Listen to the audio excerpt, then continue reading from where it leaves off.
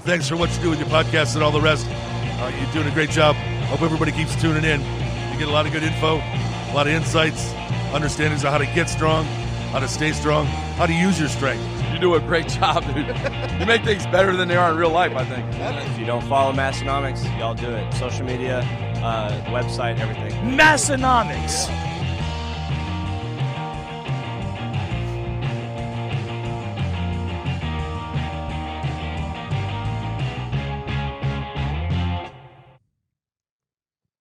What's up, everyone? Welcome back to episode 485 of the Massenomics podcast. And if it's your first time ever listening to the podcast, it's kind of crazy, but welcome to you. I shouldn't say welcome back, just welcome for your first time ever.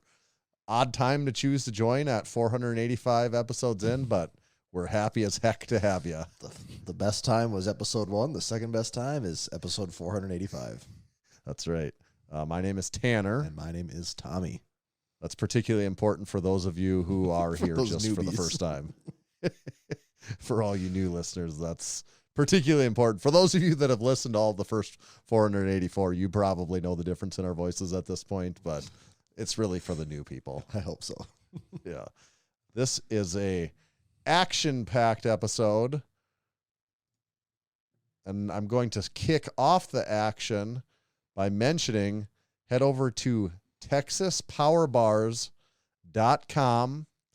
Look at their different collections of power bars that they've got there. They've really expanded their lineup over the last several years. There used to be fairly small list of different Texas power bars that you can get, but now that they've added a lot more finishes between all the different Cerakote color options, of course, the black zinc, the bare steels, Texas deadlift bar, Texas squat bar, Texas power bar, all American bar.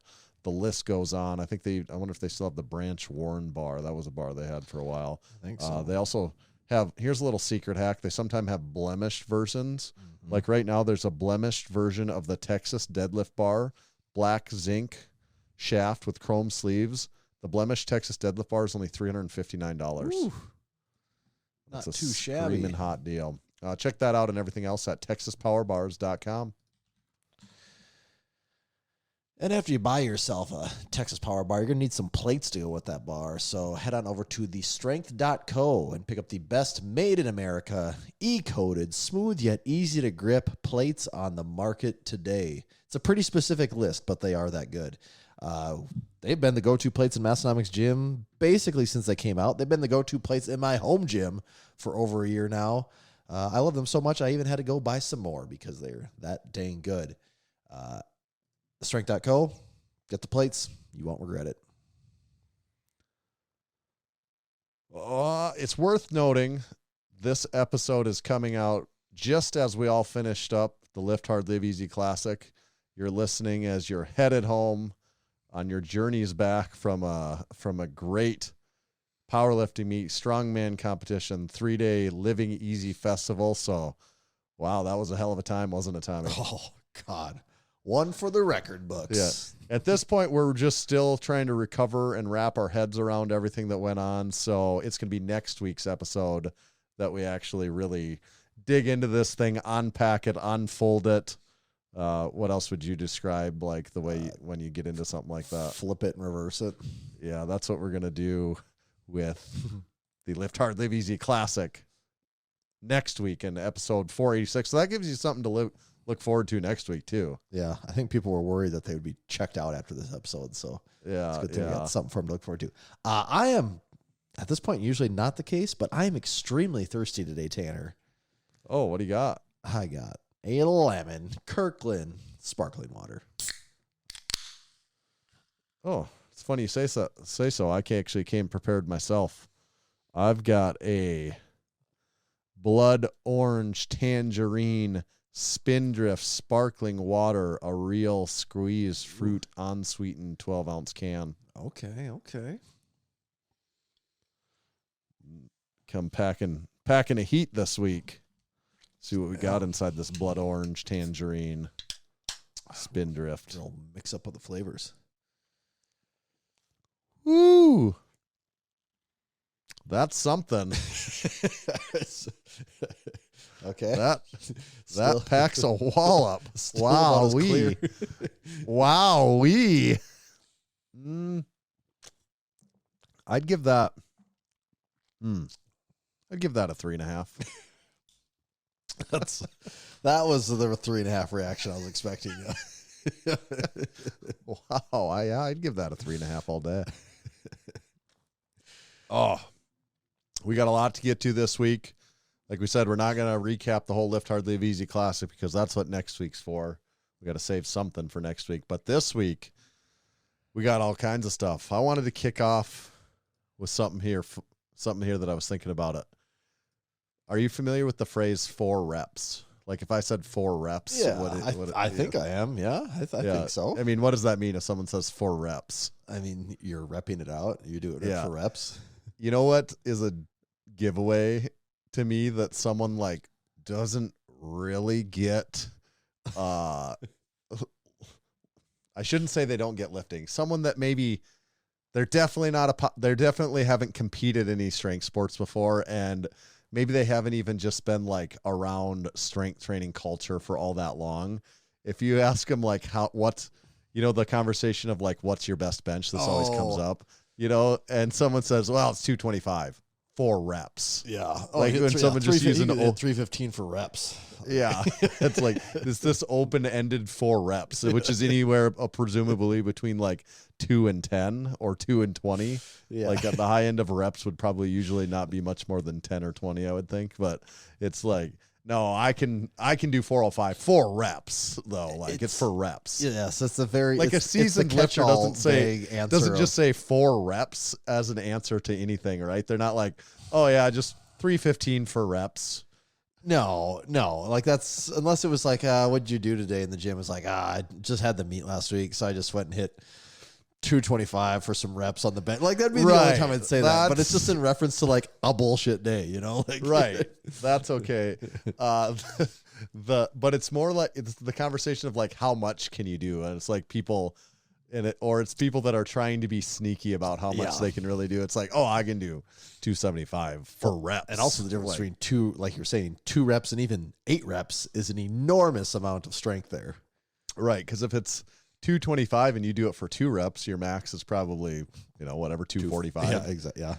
But if you do it for 10, it's probably 300 pounds. Yep. So, but I just do it for reps. Yeah. It never does mean like 10 or 20 reps. No, it means like if someone 2, can, maybe 3. If someone did 225 for 10, they would say I did it for 10. Yes, they wouldn't say I do it for reps. Yeah, you don't downplay 10 is a notable achievement. number. You know that. Yeah, 100%. Yeah, it's just the smoke and mirrors of hiding the weight. So the phrase 4 reps can be craftily used. It's just to cover up your tracks on just about any lifting. Keep that one stashed away for later. Does it have to mean more than one? Does the S at the end of rep have to mean more than one rep then? I think that's the 4 only reps. rules. That the S at the end should, if you're being at least true to the saying, should indicate more than one. But could it just be more that like if you did 3 sets of 1 someday, you did it 4 reps, right? Like there was multiple reps performed. Does it have to be per individual set, or is it, no, I did 315 for reps. I did it for 2 singles. Yeah, I hate to, like there was 2 I hate reps to performed. give this any more credit, but yeah, you do have a point there where like technically you could even be hiding behind it more with you did it for reps, meaning you did it 1 single 3 times. Yeah. Maybe to take it one step further, does it have to be in the same day?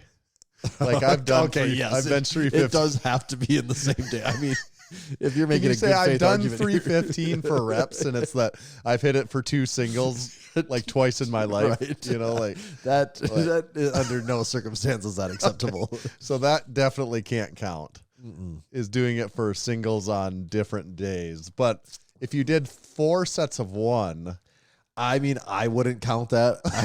To me, that's 4 singles. That's not hitting something 4 reps. But that's teach their own. Oh, I do it for reps. Like, or someone that doesn't really know, they'll ask you, what's your best bet, whatever. What's your best deadlift? And you say, 700 pounds. They're like, is it for 1 or for reps? I'm like, you asked me what my best is. Yeah, actually. It's like I wasn't going to say a random number for a random number of reps. Oh, Like it's 500 for 15. That's what you hit him with. for reps. Like, okay, cool, but I still don't even really That's know how much you odd. lift. Like I can't hard to even compute what that could potentially be. Yeah. For reps. That's it on for reps. I do have a little game this week. Oh. I actually prepared this long ago, so I'm might learn something myself back in this game. Back to the notes.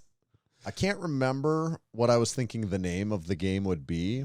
So we might have to play the game, and in hindsight, we'll have to figure out what the name of that game was. I think we can come up with a name afterwards. Pretty Okay. easy. But the it's kind of a guessing game where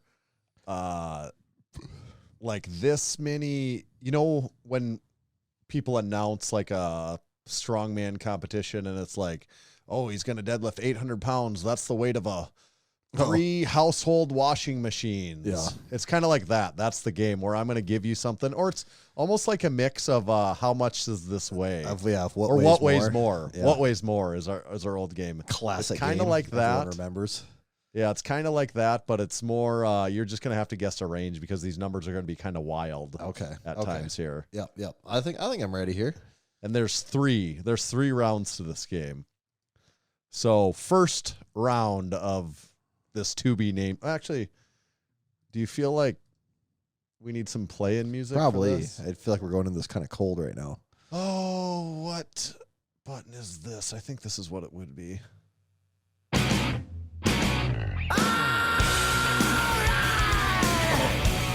Now I'm ready to play. Does that set the mood? Yeah. Yeah. Okay. Let's go. Okay, one other thing just to really get this going. That's usually reserved for the pre-show, but we'll bust it out here a little bit. Do you think at the meet we'll be like, oh man, that was crazy. The Natty Anthem played for like 5 hours at the meet. Oh, we didn't tell everyone at the Lift Hard Live Easy Classic it's going to be nothing but the Natty Anthem all day. Oh, and between the powerlifting and strongman, it'll go to the James Bond pause music for a little bit. But Right. And then back to the Natty Anthem. Okay. So you won't know the exact number, but we're going to see how close you can get. This first one's is tough. If you get the exact number, I would be quite impressed with this one. Okay. How many Strength Co. 45-pound plates to make up the cargo weight of the SS Edmund Fitzgerald when it sank? okay, well, I know a 45-pound plate from the Strength Co. weighs 45 pounds. So Yes, it is important that it's Strength Co. 45. So I got that going in my favor. Well, those are very precise because they're accurate. Yes, right. plates, It's so not. They're not. You're not guessing playing on, roughly like, 45. It is a precise 45 Yeah. to make up the cargo weight. Yeah, the cargo weight of that, not the ship weight plus the cargo, but the total cargo weight. God. Oh, I just know. Do you remember at all what the cargo weight could approximately be? What do you think the cargo weight was of the SS? Do they say it in the song ever? Yeah, they do. Oh, they I do? think, yeah. Oh, man. Yeah. I haven't listened to the song closely enough then because I cannot remember. Okay, that. let me tell you what the cargo was. Do you want me to tell you what the cargo was? I mean, you could say anything, and I just, first of all, I have to believe you. I mean, you could say it was a cargo, it was loaded with elephants, and I have to be like, well, I guess. It was taconite pellets. Taconite pellets. What are those? Basically, iron ore, I think. Okay. Iron pellets, I think, basically. Like maybe the Well, that's your first problem. They'll sound pretty damn heavy to put on a boat. Yeah. Yeah, but didn't they realize there was going to be a lot of weight? Yeah, they're really weighing that boat down.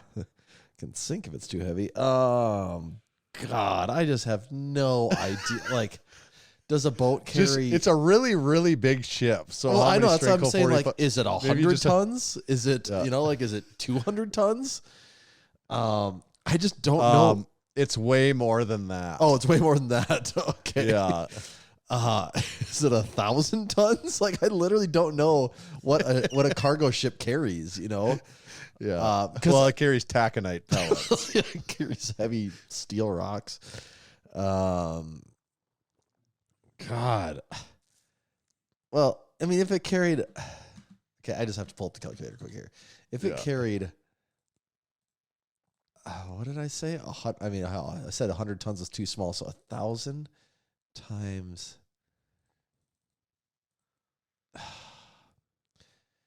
Yeah, I mean, it had to probably carry a few million pounds, right? Yeah. At least. Let's just say, okay, let's just say it was carrying a nice even 5 million pounds divided by 45. That would be, it's so annoying they do not put a comma on the calculator on the 1, 2, 3, 4, 5, 6. I don't know, like 150,000 45s. Not a bad guess, given you would not be able to possibly have any idea of this. So actually, the Edmund Fitzgerald was carrying approximately 26,000 tons of taconite pellets. 26,000 tons. Okay. Yeah, so 52 million pounds of iron ore. Damn. Equates to 1,155,555 45-pound plates. So like I was off by a zero. 1.15 over a million 45-pound plates. Wow. That's so many 45s. That's a lot. That is a lot. like over 1 million 45-pound plates. To what? How many 40 do you think ChatGPT would know approximately how many 45-pound plates, how many 45-pound weight plates exist in the world? What's an estimate of how many 45-pound weight plates exist in the world? Play along at home. What's your guess before looking it up? I'm already asking it. I have no idea what this number would be. I mean, it's got to be millions, right? I would sure think so. I mean, a million 45s is a lot, but I mean, it's giving a whole big list of explanations. Yeah. Of just how much money is in the fitness industry and all this stuff. Yeah. And then the plate lifespan, because they typically last for decades. Right. Global weight plate market. It says 2 to 3 billion. That's 100 million units per year. If a 45-pound plate accounts for 15% of that, that's 15 million sold per year. Over the past decade, a total existing 45-pound plates could be in the 50 to 150 million range, with a plausible ballpark of around 100 million. 100 million. It's a fact. 100 million. Great even number there. Just that could have filled almost 100 SS Edmund Fitzgeralds then. Yeah. Gonna need a bigger boat. Okay, next round. So pass or fail. I don't know. I felt that one pretty hard. Okay. I guess you were 10%. You were at about 10% of the total. Yeah. Okay. This one.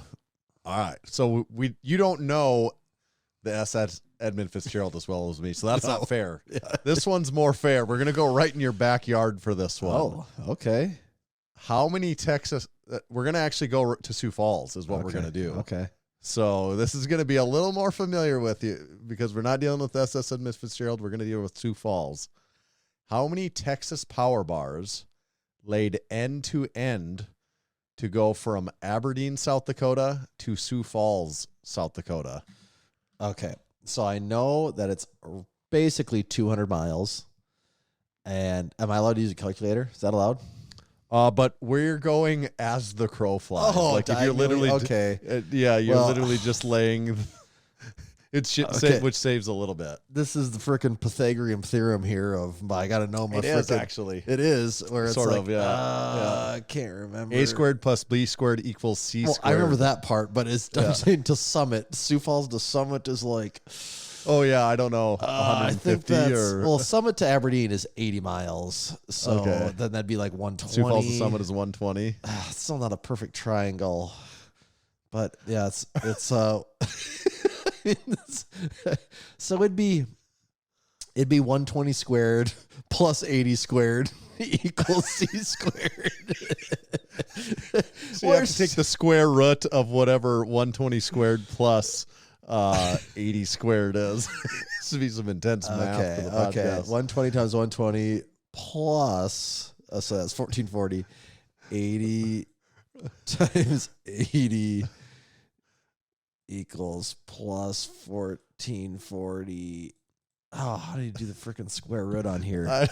Yeah, you really have to find the God square damn, these root of freaking limited ass calculators. that. Yeah. Oh, but there's more. I don't even remember how to do this freaking square root stuff. Yeah, I'm definitely doing this wrong. Okay, let's just pick a number. I was going to say, you know it's a little less than what the driving distance is. Yeah. So we'll just say instead of 200 miles, we'll say, we're cutting it off. We'll just say 150-ish. Okay. So 150 miles. God, I messed up my calculator now. Okay. 150 miles times 5,260 feet in a mile. Am I way off there? 5,280? Is that what it is? I'm not sure. Well, we're think playing rough math here. Equals divided by Texas Power Bar is about 7 feet, right? Approximately. My rough estimate is we're talking about 112,000 Texas Power Bars. Yep. You pretty much got the math. It's Did I? 165 miles as the crow flies. Okay. Texas Power Bar is 7 feet 4 inches. Okay. Yep. So it would take approximately 118,800 Texas Power Bars laid end to end to stretch from western northeast South Dakota to Sioux Falls, South Dakota. Okay. 118,000. How many Texas Power Bars do you think exist? Oh man, Buddy Caps could probably tell us. Probably a lot. They've been around a long time. Okay. So I'd say pass fail, you passed that one. Yes. All right, last round. All right, so we've been to the SS at Edmund Fitzgerald. We've been to Crew Falls. Now we're going to the end of the driveway. How many gallons of cottage cheese would it take to fill the interior of a 2006 Pueblo Gold Ford Freestyle? Oh God. How many gallons to completely I fill actually have a been wanting to talk about 2006 Ford Pueblo Freestyles Gold for a Ford while. Freestyle? I got behind one this weekend, and from behind, I am just convinced they just took an Explorer and just lowered it. Like it looks shockingly big when I see those things. I am always surprised how large those vehicles actually are. God, the cargo space is just enormous on that thing. I think it's the precursor to the Ford Flex, actually, too, as well. I could see when that. They stopped. It's the Ford Flex is that boxy one, Oh yeah, right? it's like the one that's like two rectangles basically. Yeah, I think they phased it out for the Ford Flex. Well, wait, but where did the Taurus X come in? Well, that was that was really just a name change, honestly. Oh, okay. Yeah, and Taurus X was after the Ford Freestyle. Okay, and then I think I don't know if there was a gap. There may have been a gap, but I don't know if they went directly. If they produced it immediately or not. Oh God, I'm just thinking, 50-gallon oil drums. Like you could probably stand one of those things up damn near in the back of that thing. It's pretty tall. It is. And then it's like, you could probably fit two side by side. So you could like 1, 2, I don't know. You could fit like 6 in there pretty easy, I think. And then like, you look at all the gaps. I don't know, 10? Because 500 gallons? Can it fit 500 gallons inside that thing with all the seats down? And you got to think, if you're filling it with cottage cheese, it can go in like every nook and cranny. Every. Oh, the curd can't fit? Well, that's what the little runny stuff is for. Somewhere between 400 and 500 gallons seems like a good guess to me. There are 7.5 gallons in a cubic foot. I'm not going to go through all the math, I guess, but spare me. Yeah, it would take. Are you ready for this? Yeah. It would take approximately 1,654 gallons of cottage cheese to fill the interior of a 2006 Ford Freestyle. Damn, that is large. 221.1 feet, I guess, is the That's square feet. enormous. Wow. Okay. I was Cube way feet. off. 221.1 cube feet, I guess, is what the actual interior of the Ford Freestyle is. Yeah. Damn. Okay. Is the body cladding on the Pueblo Gold Ford Freestyle, I can't remember, does it match the body or is it plastic colored? It does. No. So is that like a limited trim or what do you got there? No, it's not. It's an SEL, which I think in those is the basic level, isn't it, or not? See, I don't know why. I think someone put. Where did I look at it? Someone put a Ford Freestyle, like the dealer book, like the marketing material dealer book. For I don't it. know what it. I don't actually not positive what an SEL is. And one of the pages, where the hell did I could have sworn it was in the Discord? Maybe I looked it up, and it had a picture. Oh, it's a step up from the base SE trim. Yeah. Oh, here it is. Where is this on? eBay. Yeah, eBay. Okay. Yes. This is what I was looking for. Yes. Okay. Yeah, there's what year is yours? 2005 or 2009? 6. Oh, here's a Six, 2005, the Ford Freestyle brochure. They have a 2005 here on eBay for $8. Might have to get that as a little. But when you go in, yeah, there's the SE, SEL, and Limited are the 3 trims it shows. Yep. And then I like that it shows some of the colors and the different specs that come with it. But then there is a note here somewhere. Where is that at? Oh, yeah. One of the selling points of the Limited is body color cladding, instead of the other ones that have the off tone or a different color. But actually, when I look at the SE, the picture they show of the SE is like a green one, but the body cladding is Pueblo Gold, I'm pretty sure. So maybe Pueblo Gold was just like... maybe Pueblo Gold is the one SEL that does match because they were all Pueblo Gold. Yeah, maybe. But, that's on the SE. But then when the SEL they show, it has the gray body cladding. And then the Limited is like the all maroon one. Right. But I don't know on the Pueblo Gold, what color would they have made the cladding even? Like, it would have I just assumed it would have been like the gray plastic one.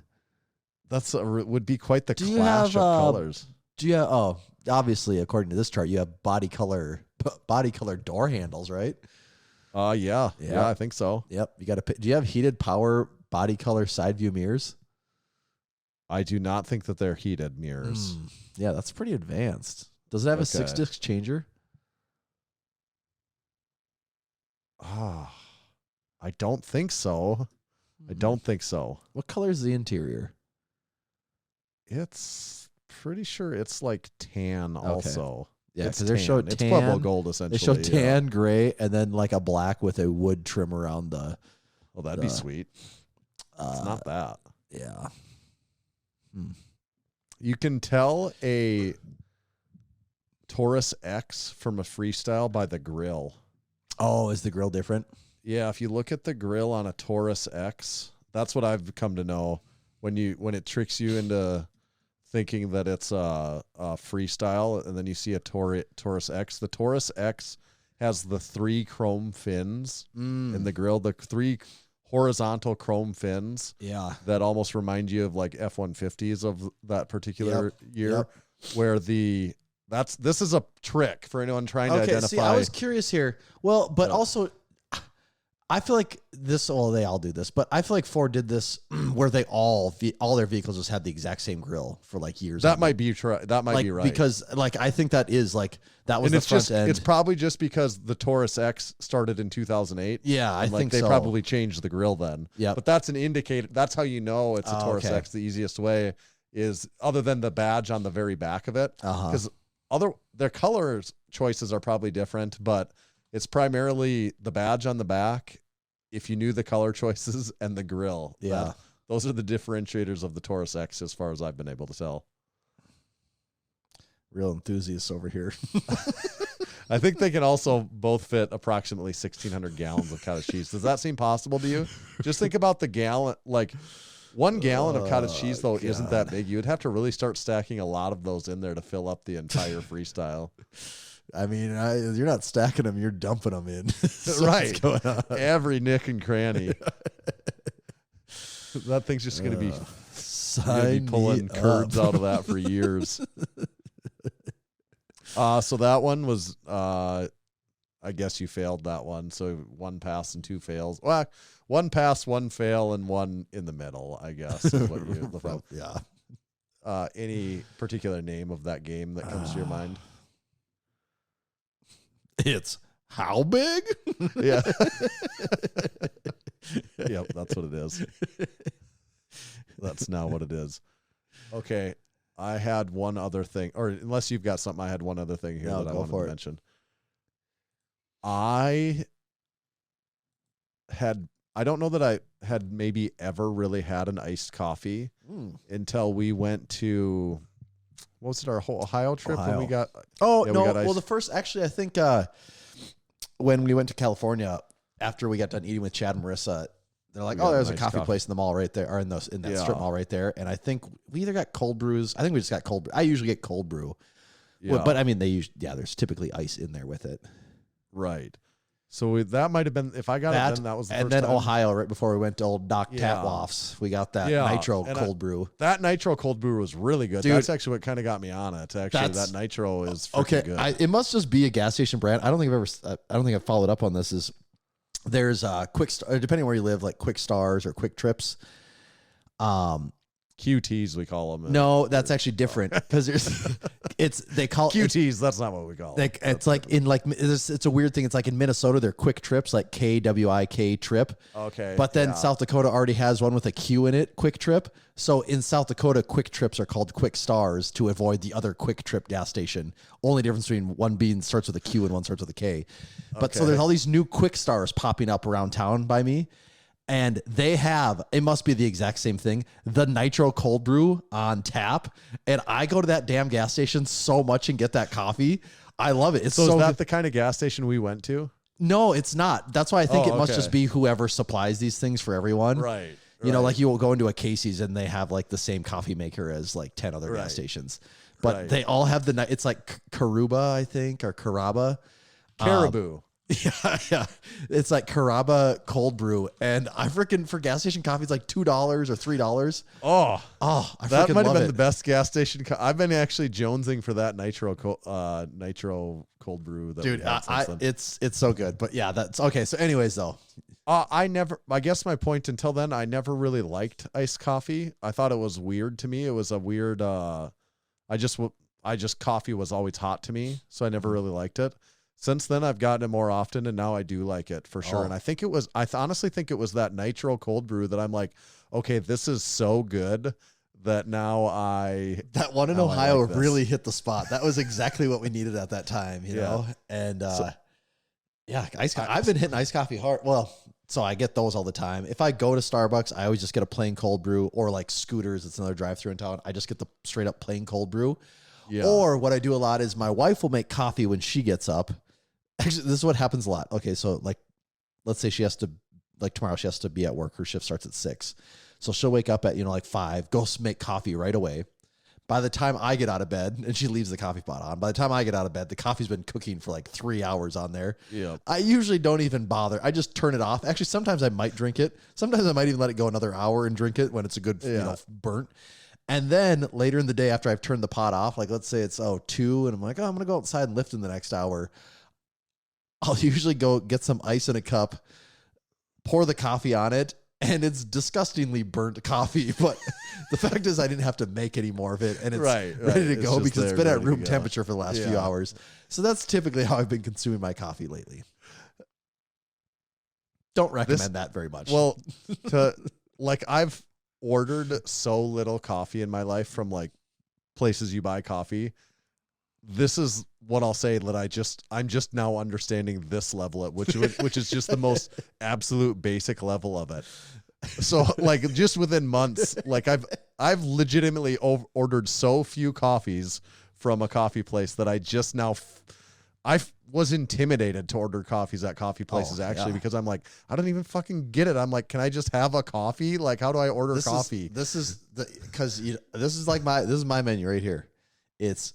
I want something cold. It's cold brew. Like every place has cold brew now. It's like, yep, that's like my go-to. I want something hot. I'm either getting a hot coffee or I'll get an Americano, which is just shots of espresso with water. And it's like, those are pretty much the only 3 things I'll ever get at a coffee place. And it's easy, But here was what confused me because I didn't understand. I thought cold brew meant iced coffee. I thought those were completely synonymous and that there was no nuance there. No. And then it's like, oh no, you can order an Americano iced coffee. You can order this an iced coffee. You can order a cold brew iced coffee. Like it's actually Yeah, because the cold brew and iced coffee are two separate parts of the order. Yes. Like that could be swapped out with different parts of the finishers of the order. yeah, And I, because like, cold brew is didn't almost like it's kind of like you made tea. Like you soaked Right.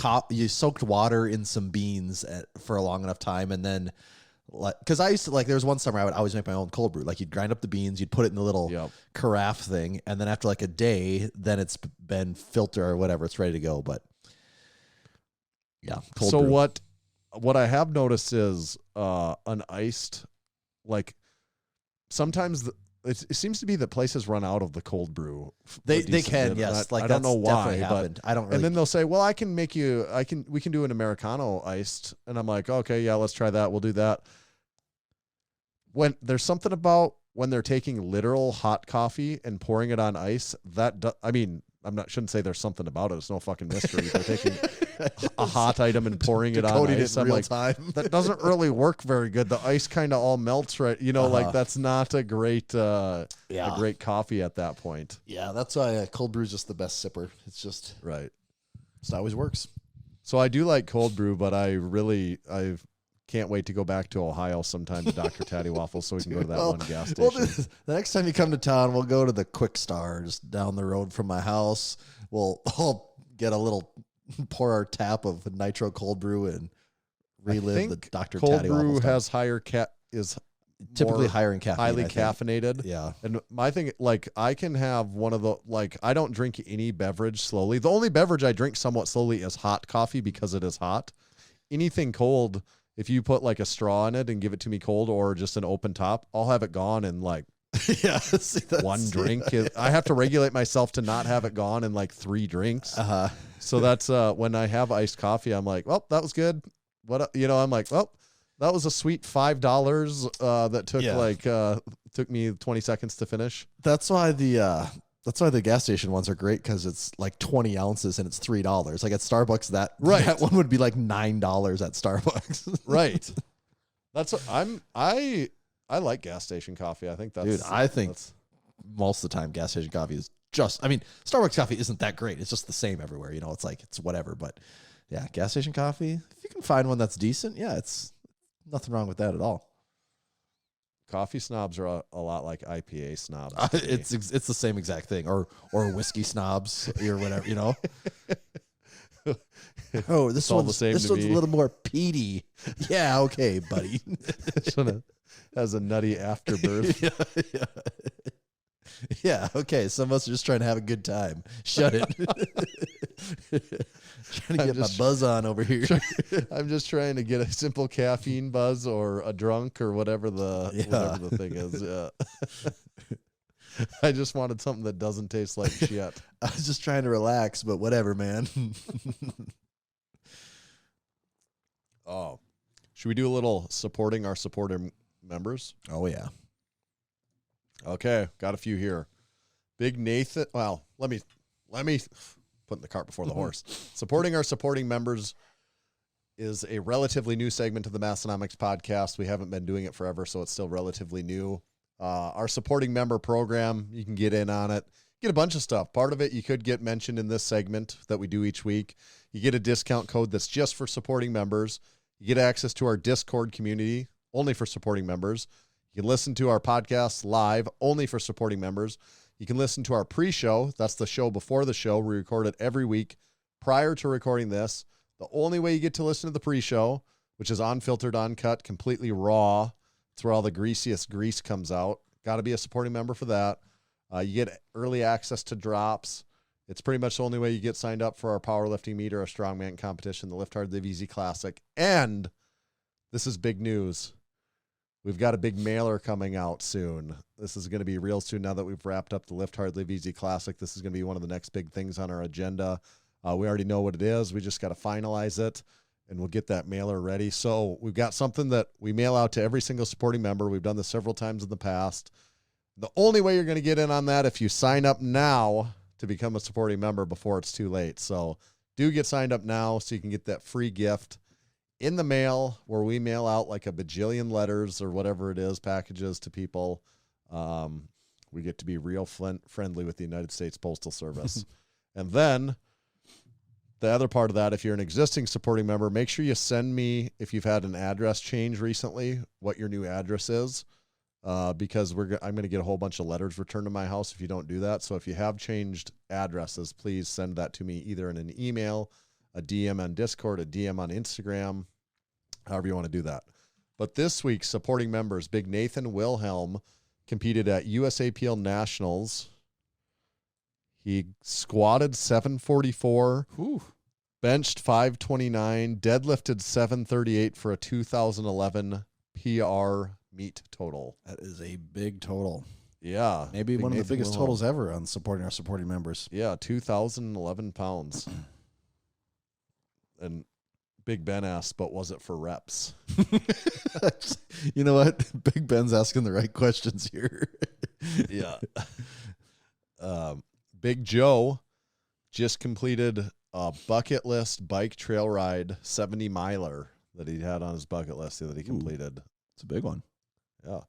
Big Daisy celebrated a 6-year sobriety PR. So sober for 6 years for Big Daisy. That's a while. Yeah, Big Nate. Oh. Since you said it,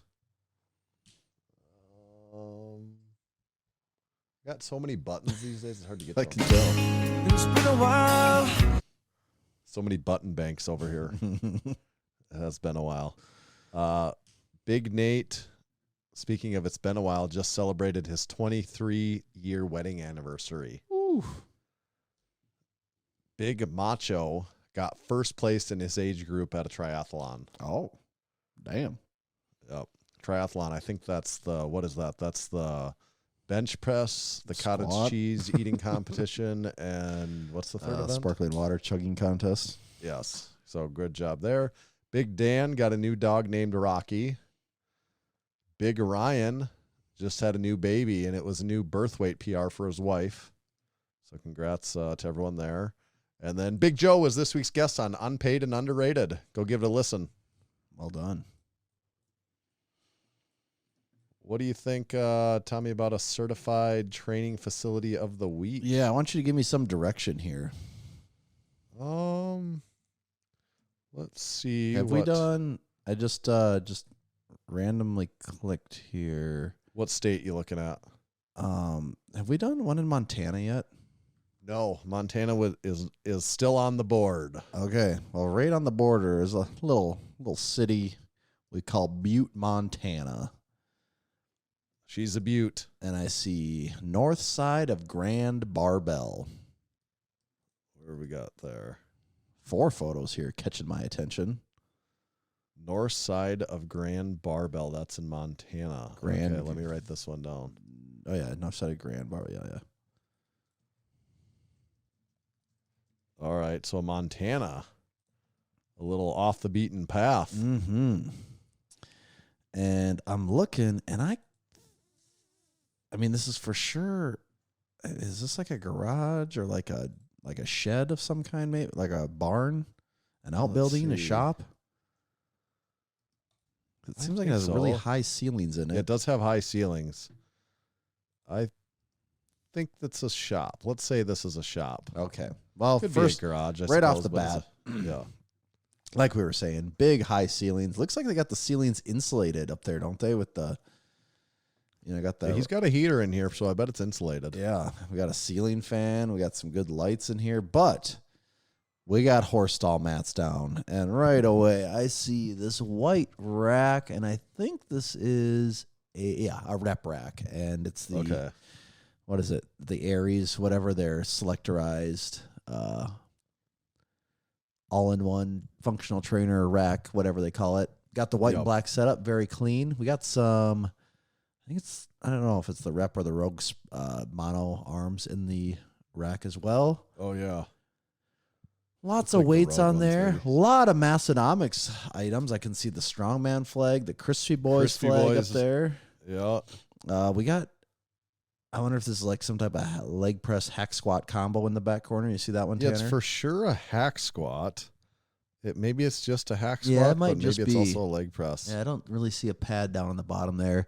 Oh. I think we got some adjustable dumbbells there, and then if we go to the next, Are those like photo- the Bowflex ones or something No, else? it looks like there's actual plates underneath on the Okay. storage unit there. Yeah.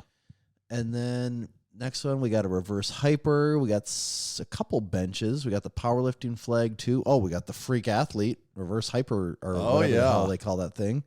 That thing's in there. I don't know if we've seen a gym on one of these yet that has that. I don't think we have. He's also got the forced air ceiling mounted propane or natural gas heater. Mm-hmm. Got that. I see. It looks like there's an old, even in the corner there, it looks like there's an old Chevy truck in there, Tanner. See that? Is Underneath it a the heater? Chevy? Or sorry, Ford. Yeah, it's a Ford maybe. I can't Yeah. really tell. He also has the high lift genie. So this must be a high ceiling. He's got the genie that those dangerous things that shoot you really high up into the air. Yeah. He's got one of those. Maybe he's insulator himself, or Might be. it's insulating so good he did it himself. On the final one, we got. It also has a big ladder there too, so this guy likes to be high up He in the air. just likes to be as far away from the ground as possible. Oh, he also has a wood burning That's what I was stove gonna say. in this the place. final one, that's a wood burning stove, right? Yeah. Yeah, we got a pile of wood in the corner. I like the TV with the black toolbox underneath it. That's a really clean, sleek look there. We got the Lift Hard Live Easy flag, obviously the certified training facility one, some other ones. Yeah, pretty good looking place. I did notice one thing.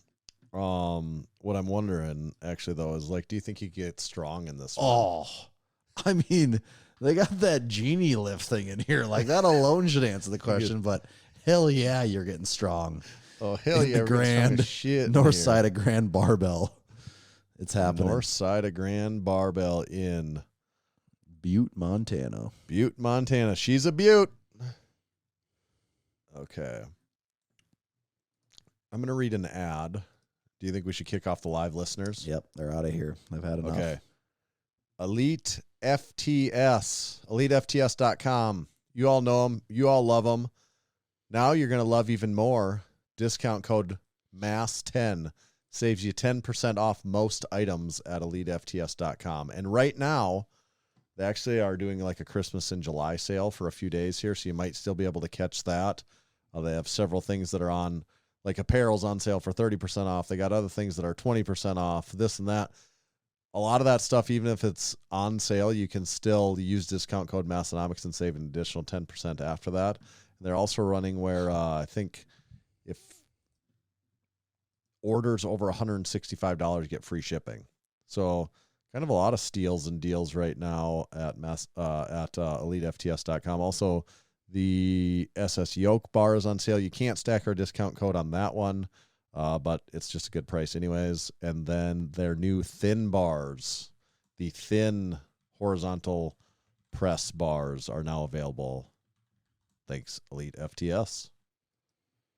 And this episode is also brought to you by Build Fast Formula. Build Fast Formula, it's just what works. You can level up your life with innovative, clinically dosed, and research-backed supplements that just work. What type of supplements we're talking here? We got VasoBlitz, your dual nitric oxide support. We got Full Blitz, which is your fully loaded pre-workout formula. We got 80-20 protein, which is delicious protein. We got Blitz 3D, that's mixing up your pre-workout formula with some other little spicy additives. And then there's also Drink Hack. We got creatine. We got Glyco Hack. There's a lot to pick from, but the most importantly, these are all tried and true supplements backed by science and quality materials at that even. Big fan of the 80-20 protein over here, specifically the chocolate lava cake. Oh, can't go wrong with chocolate lava cake. That's my go-to. If you like pre-workout, Full Blitz, baby. That's where it's at. Head on over to buildfastformula.com. Use code Massenomics, and you can save 10% on your next order. And then if you also sign up for a subscription, you can get another 10% off as well. And at that point, They're practically giving their supplements away. BuildFastFormula.com. Thank you. Speaking of Build Fast Formula, our most recent YouTube video that published as the time of us recording this is our training vlog from Build Fast Formula HQ in Watertown, where it was about us and 10 or 15 other crew members there getting prepared for the Lift Hard, Live Easy Classic. So make sure, if you're not subscribed to our YouTube channel, it is the fastest growing YouTube channel on all of YouTube, the Massenomics YouTube channel. Make sure to go give it a subscribe, give stuff a like, give us a comment. If you're a regular watcher but never like and subscribe, quit doing that. Start liking. At the very least, click the like button. God. Yeah. At the very least, click the like button. I said at the very least, click the subscribe button. At the very True. least. Then, Yes. yeah, you can click like if you want. I don't ever click like on any YouTube videos. I forget that button exists. But hit the I don't damn even know how subscribe much button. it does, but go ahead and do it if you think about it, and then leave us a comment. Watch a video, and if anything comes to you, you got any sort of comment, you got a question, you just got something silly to say, you got an actual real question, We whatever read it is. pretty much all of them. So Yep, we try to get back to just about every single one on there, and we're putting a lot of effort into our YouTube. So follow along with us, please. Check us out on YouTube. Should we get to our title topic for this week? let's do it. Okay, what do we need? Title topic music. What do we got here? It's a title is. topic. So Tommy, what's the title of this topic? Here. Okay, we actually got a good one right here. How much is okay to spend on a home gym? The answer is one very specific number. So we got to we did a lot of math and came up with a specific number. People heard us crunching numbers early in this episode. They know we know our way around a number machine. So this is not going to be a very long title topic. The amount that is okay to spend on a home gym is $10,212.72. There it End is. show. We don't make the rules. It's just what we came to. It's how it goes. That's not true. You probably even had guessed that we were just being silly by saying that. So what does this stem from, though? Like, that's the title of the topic, but it stems from well, first of all, just spend any amount of time. Just look at, we've done a lot of gym tours at this point, and we've toured gyms that cost, I don't know, a few $1,000s, all the way up to gyms that have cost many hundreds of thousands of dollars. Yep. And a wide variety in between. So damn near any budget, there's a gym tour that we've done. And if you get to anything that's even just slightly outside the most basic gym, you're going to get and I shouldn't even say basic, just anything that slightly deviates from just a standard home gym, you're going to get comments like, well, that was a waste of money. That guy spent way too much. That's dumb. Why would you, just negative comments about it. And so I've been seeing more and more of those, especially because we have had some more expensive home gyms featured. So that comment always comes up. And then just spend any amount of time on the home gym or garage gym reviews Facebook group. And this comment comes up over and over and over. Oh, so-and-so got stronger with old rusty plates, or I've had the same bench for 50 years and I'm strong, things like that. But what really got me was, I think it was about 2 weeks ago, tried so hard to find the post and I could not find it because finding things in the Facebook group is a nightmare. But someone made a comment about it was like, some of y'all spend way too much on your home gym. This is ridiculous. Like, you need to get a hobby or something. And I think the reason it popped up was because I believe Brandon Campbell wrote a rebuttal back, and it was something along the lines of the horror. Imagine people in a garage gym Facebook group spending money on their garage gym, which just shows how stupid this thing is. It's like going into a car club and being mad that people spent money on cars. Anyone would be like, well, yeah, that's dumb. But for some reason, for whatever reason, in the garage gym reviews Facebook group, there's a group of people that think spending money on your hobby is just the biggest waste of money in the world. So, well, get a hobby. It is a hobby. So that's what we're gonna try to determine today. What is the right amount someone can or should spend on their home gym, all things considered? Yeah. Like, are the commenters on the home gym Facebook group correct? That everyone should be shunned for spending too much on their home gyms. It's kind of interesting too. So we put this in here because I think that comment was like 2 or 3 weeks ago. So we've had this topic to talk about for a little while, but just today, actually, Brandon Campbell came out with a video. What was the name of his YouTube video? Let me find it. It was 3 something. It was like mistakes, like home gym mistakes, or right. Have you watched it? I did watch it, and Okay. I'll give you It's on my list. It was somewhat shorter, so it was easy to get through. It was the 3 biggest home gym money mistakes. So actually, pretty similar, honestly. And it was funny because his 3 topics were, I think the first one was not spending enough. For people buy crap right away. Right. They're just trying to save too much money. The second one was spending too much.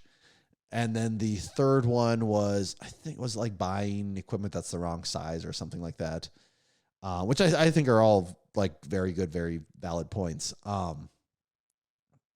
So like that, it's just kind of funny that he also has a somewhat similar topic to what we were discussing here. Oh, it sounds like he copied us. He knew what we were doing in the He future. was looking at our Asana list. Stealing our future notes to make videos, it sounds like. Damn it. How did he do that? Yeah.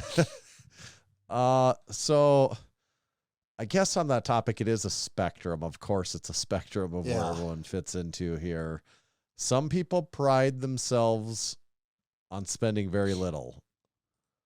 Like, that's a point of pride. That's one thing I've learned a lot in the home gym community is there's well, it's like with all things though, but it's just, you see it amplified when you've done it the way we have, where you're going to exceptional places.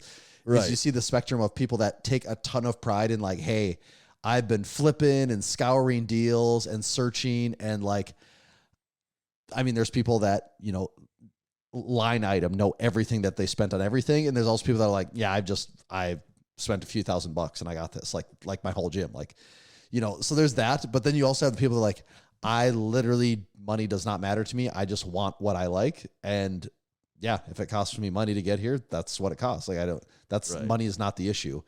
And then, there's varying levels in between, but just in our experience, it's funny seeing people's different philosophies and how they approach the money part of it. Yeah. Yeah. I guess what I'd say about it is really, it emphasizes the fact of those YouTube comments. It's just odd to judge other people on what they're deciding to spend on their hobby, because even if I try to make some general statements on it, I'm like, I don't know, everyone is different. Like, literally everyone's in a different place with what they want, with how much money they have, what's responsible for them to spend on it. Because, we've been in home gyms that cost over $100,000, or we've been in home gyms that cost $250,000, if not more than that. But it's also people that, and I use these words carefully because I think a lot of people misinterpret what can afford means. But I'm talking about people that I feel like, what I know, literally can afford it. Some people think can afford means like, oh yeah, I just have a firm. I just maxed out all my credit cards. Yeah, or buy now, pay later button said I can pay for this over the next 12 months. Right, and that's not what I mean by can afford. I mean people that their life, their income, all the factors, they can literally do this, and it doesn't negatively impact other parts of their life. Yes, I don't think any of these people are buying, like the people that we're thinking of are buying any of this on credit or loans. Like, if they're buying on credit, it's, they swipe the card and they just paid it off. It's not like they're making, I don't think these people are making payments on these items that I don't think actually anyone's gym we've been to, I just would be shocked if anyone we've done a gym tour is actually making payments on their home gym items. Well, I guess that's just a question in general. Do you think it is okay for people to buy gym equipment and make payments on it? I mean, people will say things like, well, if you break it up into payments and don't pay interest, and I'm like, I don't like to play that game. I don't do that. No, we both personally would not do that. I would wait a year to avoid making payments on that. And there are people, but you're losing the opportunity for a year. It's like, no, I just do something different. Right. No, I'm very much of the do not be making payments on your home gym hobby. Like, don't do that. Do not do that. But yeah, okay. So I would agree with that. yes, That isn't. So that's a general rule that I would. I would typically. That's maybe blanket the most put important across. out of this whole thing. Don't make payments. Yeah. Like don't break something into payments. Yeah. Even like buy now, pay all the buy now, pay later things, those still make it more expensive, don't they? Presumably, I don't know how they could not. Other than it's just What you mean? if it is. You don't remember the that- last time what it cost when you did one of those buttons? right. That's here's what I would say. If they don't make it more expensive, it is more expensive. It's baked into the cake already. Yeah. Well, I think it is. You Like know, if you, like let's say it's- you go, I don't even know if Rogue has it, but like if it's, if you're buying a barbell for $300, I think it's like, yeah, you buy it now for $300, or if it's the buy now, pay later thing, I think it might be like $345 or something like that. Right. But again, don't do that. That's you just don't do that. But one thing that I've realized too is a lot of people don't realize, like a lot of people just project their money situation onto everyone. Right. And I mean, I definitely, like when I think of myself in my early 20s, I didn't comprehend that there could be people out there that make a lot of money. Like I just didn't realize that was a thing, It's, Right. like, well, yeah, obviously millionaires and stuff exist, but it's like, well, but no one that I know has a lot of money. Right. And now as time has gone on and, just life has happened and you've been exposed to more things and more businesses and more people and more situations, you're like, oh no, there's actually a lot of people with a lot of money out there. And Right. you start to realize like, yeah, someone's spending like a few extra 10,000 here or there on their gym. In the scheme of things, isn't really that big of a deal, but to some people online, it's the most insane thing ever that someone would, this hobby, like their number one hobby, the thing that they like to do, take care of their health, keep them interested, that someone would spend money on that is just Right. incomprehensible for certain groups of people. Yep, that's definitely true. And it is, I guess it's the projecting thing, you projecting your situation onto someone else. And you're like, well, that would be wild for me to spend that much. So it's crazy for you to spend Yeah. that much. Well, and I think back, let's just say when I was 21, I had starting my career, my first job. I don't even know the number. Like so far on my home gym, I don't know if I spent 6,000 or 7,000, whatever. It's less than 10. I think it's a little over 5.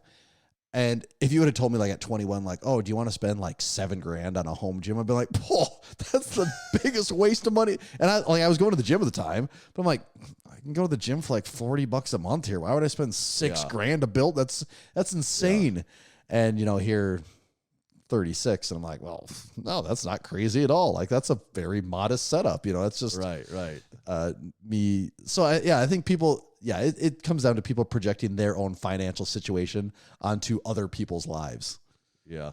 I also think we have seen, like you said, we've gone to some home gyms that have done a really good job of like creating really cool home gyms and probably spending very little money. Oh, totally. Between which is also like probably people that could afford to spend more if they really wanted to, but they've been able to, like, the art of that becomes a hobby for some people. Oh, I guess definitely. is what I would say. The art of the deal and the flip and is an the art deal, too. the flip, the negotiating, the being on the prowl, the hunt, the search for doing all this stuff like that. That's a whole hobby in itself too.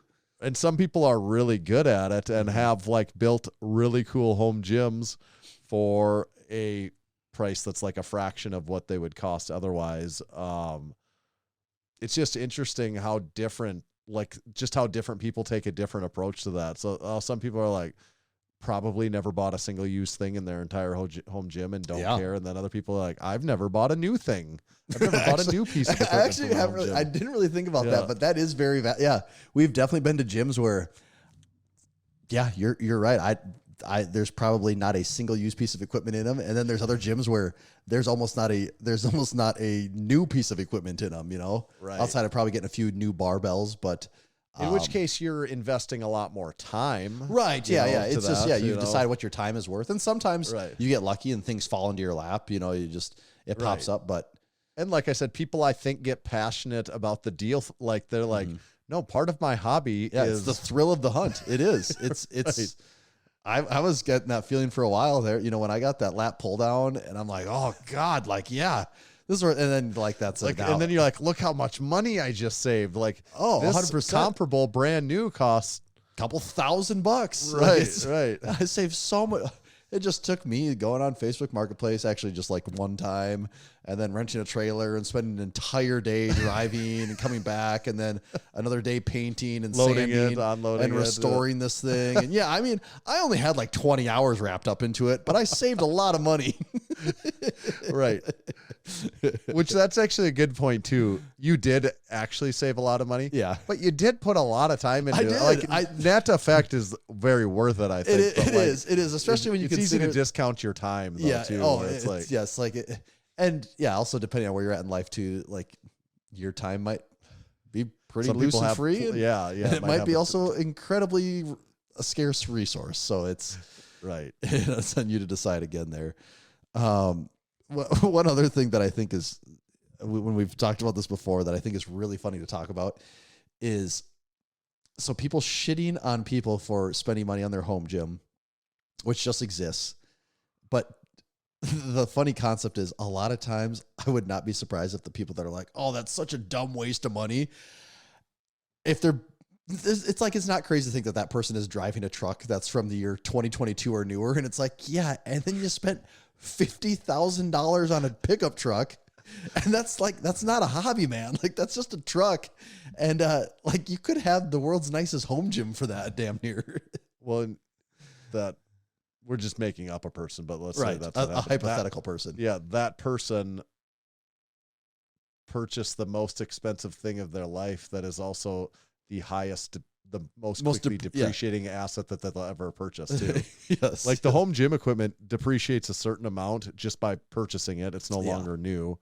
And actually, if you buy it used, it once it's probably used, to doesn't me, it's really like it's depreciate. new, Yeah. and then once it's no longer new, it's just used. So Right. it's either used or it's used and kind of Right. damaged. So and if you it's buy like, something new, you take a depreciation to a certain level on the gym equipment, but then it's pretty much unchanged. yep, it's kind of hit the outside of bottom. like perishable items, it's like just bands and pads and stuff like that. The plates you know? are kind of just plate pricing. Like, it's not like, oh no, well, these ones are 3 years older than these ones, so they're like half as much. Like, that's not how it goes. It is a funny thought though. Like, and nobody bats an eye At a car payment. at a car payment. Like, no, I mean, it's like, no, that's normal. Yeah. It does provide transportation, which is necessary. It does. But also there's a lot of, I mean, you look at what, like, the number one, the top 10 selling vehicles in America, and of the top 10, like 5 of them are trucks. It's like, well, most people that have trucks don't do truck things. Like, Right. And when I say most, I mean like most. And they'd be like, well, I move lumber like once a year. Yeah. It's like, well, you don't really do truck things though. Well, and it's also they don't bat an eye at that person could have a $40,000, $50,000, $60,000 vehicle with a $700 to $1,200 monthly payment, where they could have and there again, it's not my job to criticize them for what they have, but just to play the devil's advocate or the flip side of the coin. That person is judging that person with the $1,200 monthly payment on a vehicle that he could easily, even if he wants a pickup, he could buy one that's 10 years older, 1/3 the price. Yeah. You could buy, and that's still just as effective for it. Because if you're making the case like, no, I need this for transportation for whatever it is I use this vehicle for, well, you could still have one that's considerably less expensive than that.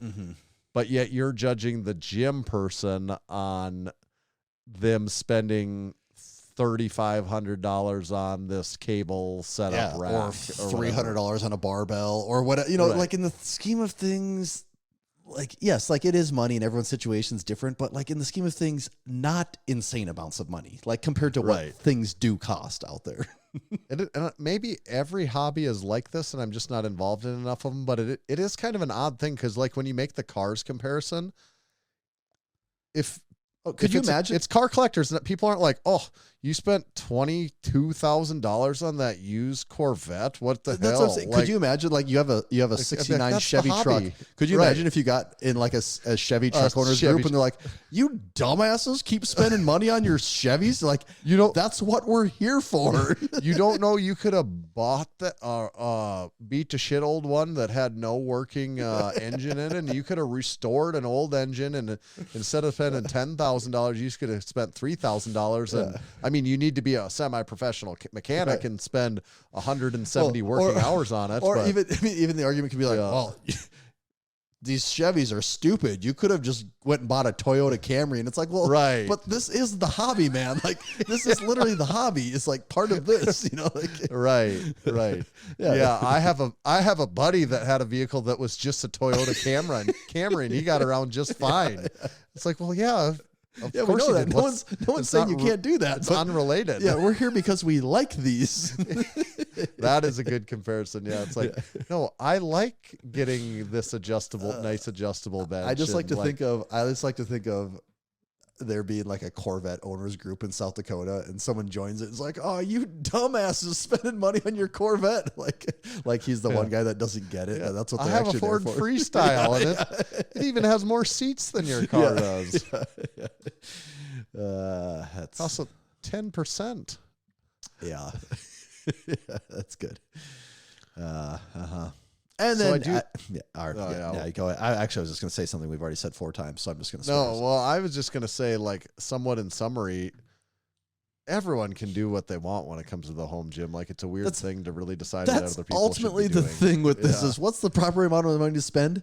Whatever you can comfortably afford and is good for your life and your financial goals. Like if lifting and your gym is the absolute most important thing in your life, then yeah, maybe you do want to spend a lot of money on it. But, you know, if it's just kind of a hobby that you like to spend money on and maybe you have a lot of disposable income, that's totally fine too. Like if you want to throw some, like there's nothing wrong with that. Just don't make dumb financial decisions.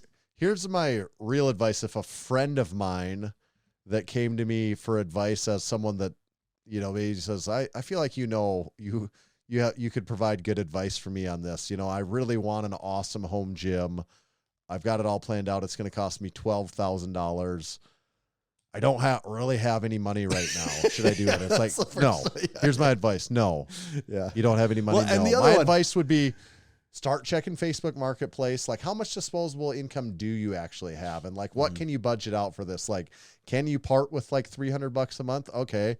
Maybe we should start saving that $300 a month until you get a little bit more and then jump in like a year. Like maybe you should look at some used equipment first, because here's some things that just probably make more sense to buy used than new when you're working with a limited budget. And most people are working with some sort of a limited budget. It's just how limited is it or is it not? But that would be my advice, which we already said. I'm like, don't spend money that you don't have. Don't be making payments and taking out loans for your gym.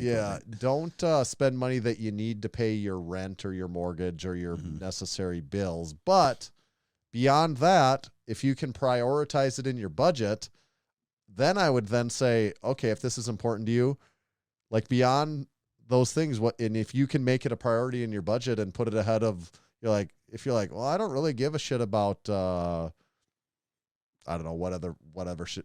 You know, I don't really go out. I don't really spend money on restaurants and that stuff. And you can prioritize the money so you can afford a greater home gym. Then I'd be like, oh, yeah, you should do that. If that's what's going to make you happy, then that's an awesome idea. Yeah. I don't got student loans. I don't got a car payment. I don't. Right. It's like, okay, yeah, I got a house. But don't not make your car payment that you owe on so you can buy a new leg press / hack squat machine for your home gym. You know, don't do that. Yeah. That would be the advice I would actually give, like a friend. That's the ultimate way. Yeah. And even before that, it also comes down to, I think this is the number one thing with home. I play the scenario in my head of, if I was just getting into lifting, I think a home gym is actually kind of a bad idea if you're just getting into lifting, because you don't even know what style, you don't know what style of training you even like to do. You know how expensive that would be to just like trial and error when you're buying it all. I think I want a cable machine. I think I want to do all this barbell training. I think I want all these dumbbells. I think I want these machines. It's like, dude, it was so I mean, actually, it was actually relatively, I had to do a little bit of thinking about what I wanted. And I've done almost the same style of training for like 15 years now. It's like, what am I even thinking about? I know exactly what I do. I don't change anything up here. And I still had to do a little thinking about it. So I would say, even before you get a home gym, really decide what is your style of training, because it can be very expensive if you don't know even what type of lifting you want to do. Yeah, that's a good call out. Okay. Anything else on how much you should spend on home gym equipment? However much you can comfortably do and live with yourself at night without Yes. making payments. Yeah. And it's your money. Spend it how you want. It's my money. I want it now. JG Wentworth. They were on to something. They knew what they're saying. All right. This reminds me, speaking of spending unreasonable amounts of money on gym equipment, I had never mentioned on the podcast, but thanks to the help of Vintage Weights Rob, Efren, Chicago Iron, several others, I did become the owner of, I preface this with speaking of unreasonably priced gym equipment, my vintage plates wall that I've sort of accumulated over the last 6 months or whatever it's been on the project. I did kind of secure the crown piece of at least my vintage weight collection, which is a set of Erie Jacksons. And they are, now, this will, speaking of insane Strap hobbies, in, people. like, We're going down the rabbit hole. If someone wants to criticize people for spending money on gym equipment, this would make the most sense to criticize people. It does, The vintage weight community does open it up. That's actually an interesting point. That's a whole set. That's a whole like other level of crazy. Honestly, like that's a whole. That actually is. That is a whole different hobby. Right. And it's just like, well, why is that old Charger or old Chevelle that's still rusted out? Why did you just spend like $18,000 on that 68 Chevelle? They don't make it anymore. Well, right. That's kind of it's like, well, because I collect this shit, like that's it, to circle it back to the car collecting thing. And It's like, got a history, that looks like a and I piece don't of make shit. it anymore. Actually, they only made so much. It can't just be they don't make it anymore. There's a lot of shit they don't make anymore, but there's a lot of shit that doesn't have a history. This has a history. Right.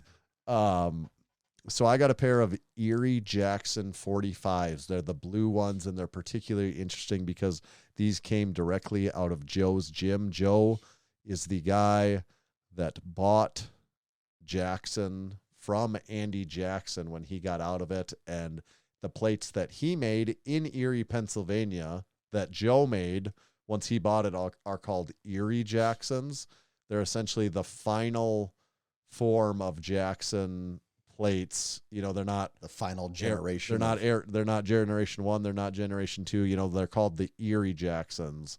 And the primary way you can tell they're an Erie Jackson is because they're machined on the front. Oh, they edge. are. So like the hub and that is machined versus the back. These you particularly know because they came from Joe, right? The guy that was literally making them. Were all of them blue then, or what's the story with the blue? I think he painted those. I don't know that was just even for original. For his own personal. I think that was just his personal plates in his gym. But they've been blue a long time though, right? Yeah. They're not. It's like old. Yeah. Paint, but not. I don't know that that's original, but it's old. I guess. Yeah, it wasn't like it was put on 10 years ago. No, and so mine are signed by Joe. And what year? So roughly, what year though were these plates made? I don't know if I would say the right answer. If I could look it up, I've got effort. I mean, we're talking like 60s ish. That's what I might say. That's what I might say. I don't know. I'm sure it's well known when Andy sold. Yeah. When Andy Jackson sold it to Joe, and that would be the time frame. So I don't know if that's 60s or 70s, something like that is my rough guess. So these plates are maybe 50 or 60 years old is what I would think. So they're not the oldest of vintage plates because these are the newest Jacksons that you would find out there, really, is what they are. But these ones are particularly interesting because of the story that comes behind them, because they are from Joe's direct personal collection. Yeah, which is pretty crazy. Yeah. So there was a certain number of these that came up for sale, and the vintage iron kingpins. The sharks were out in the water. Yeah. I assumed I had no shot of, it wasn't even on my radar. I mean, I saw that the deal, like, I saw rumblings of something going down on this, but I'm like, yeah, this isn't my bag. When you say you saw rumblings, was this in the Discord or where was this? In the Facebook Vintage Weights group. And so anyways, that group of them secured them all, Efren, Rob, and whatever. And they approached me and asked if I would be, because they wanted to distribute these to people that would enjoy, that can afford them and that also would enjoy them. And, Right. probably not for just the collection. And people that wouldn't just flip them to make more money, because they were not cheap, but they probably weren't exactly market value either, is what I would say. So someone could, and the whole thing of this happening probably drove up the market value of these particular plates anyways amongst the group of collectors. So just the act of it happening, it's kind of ironic, drove the price up of them. So some people that weren't going to just flip and sell them and try to make money. And I'm like, I'm not interested in trying to make money on any of the vintage weights I buy. I just want them because I want them. And hopefully I never go broke and have to sell them to pay my bills. Do you take buy now, pay later? So I got those. That's the long story short is I got those Erie Jackson signed plates, and they are the coolest plates in my collection, and they go front and center on the top row of the vintage plates wall. So do you know how many of these plates there were that went off in this collection as far as the 45s go? There again, I don't know well enough if there was 10-ish pairs. I thought I heard the number 6 at one point in time. So it wasn't 40 pairs or anything. No, there was a variety of plates, and this was just a pair of 45s, and there was some other stuff. And I know Rob got some stuff, and a bunch of these other guys all got some stuff, but I don't of like these blue plates like that. There was not a lot of pairs of them. I didn't know if the number was 20 pairs, 30 pairs, 40 pairs. Yeah. No. So Rob picked them up for me and he mailed them to me. And is it a pair or just one? A pair. Okay. One pair of 45s. Yeah. Yeah. That's cool. Yeah. So I do have one pair of the 45s and they're pretty sweet. I mean, as far as this insane hobby of collecting vintage weights goes, they're pretty sweet. Yeah. And now that you say it, the last time I was at the gym, I had kind of a big lift, and other than just glancing over at the vintage weight wall, I just didn't take the time to actually really look at them. Right, to be which I have to do the next time. Because they are cool because they have the lead pockets on them. Is there lead actually in them? No, there's not in any of them. It seems like that's kind of the thing that Efren said. That's what most of them are basically empty, aren't they? Well, because they also machined the plates. You machine the plates to get them accurate. So I'm like, once you've machined the plates, they're probably... You need the lead plates if your plates are underweight. You machine them to bring it down in weight. The lead plates would bring it up in weight. So it must have been fairly rare that they were too light. Mm-hmm. Or people just didn't even bother fill it. I don't know or the lead fell out. I don't know. It could have been a number of things. But yeah, they're cool. They're really expensive. And, it's like talking about our title topic of this week. It's absolute insanity. And collecting, I guess it's just a larger topic on collecting things. Oh, collectors. Where it's any hobby you're into. Get to the collector's edge of things. Right. Like the numbers start to only make any sense at all if other collectors. To those collectors. To anyone outside of it, it's insanity, actually, is what I would say. Because I know we're using the example of cars, but cars are a perfect example for it. Yeah, but people, I feel like people get the value of cars a lot of times. No, but they don't. I don't think so. Once you get into like not collecting cars, yeah, people get a car. They're like, why is that car worth $320,000? Yeah, and it's like, well, yeah, but this Ferrari, right? That's what people do it. Even like not that old of cars. It's like, oh yeah, like this Lambo is worth $200,000. This one's exactly the same, but instead of an automatic transmission, it has a manual. So instead of being $200,000, it's $1 million now. Yeah, they only made 30 of that. Yeah, but it's just stuff like that. It's like, well, yeah, there is, I guess, a functional difference, but is it a 5x functional difference? Like, right. Yeah. And weight plates, you say weight is weight. Well, weight is weight, and these are not compared on that same scale because it is just it is like a collector item, which is crazy, which I would agree, but it kind of all is crazy. And then you say, why is it worth that?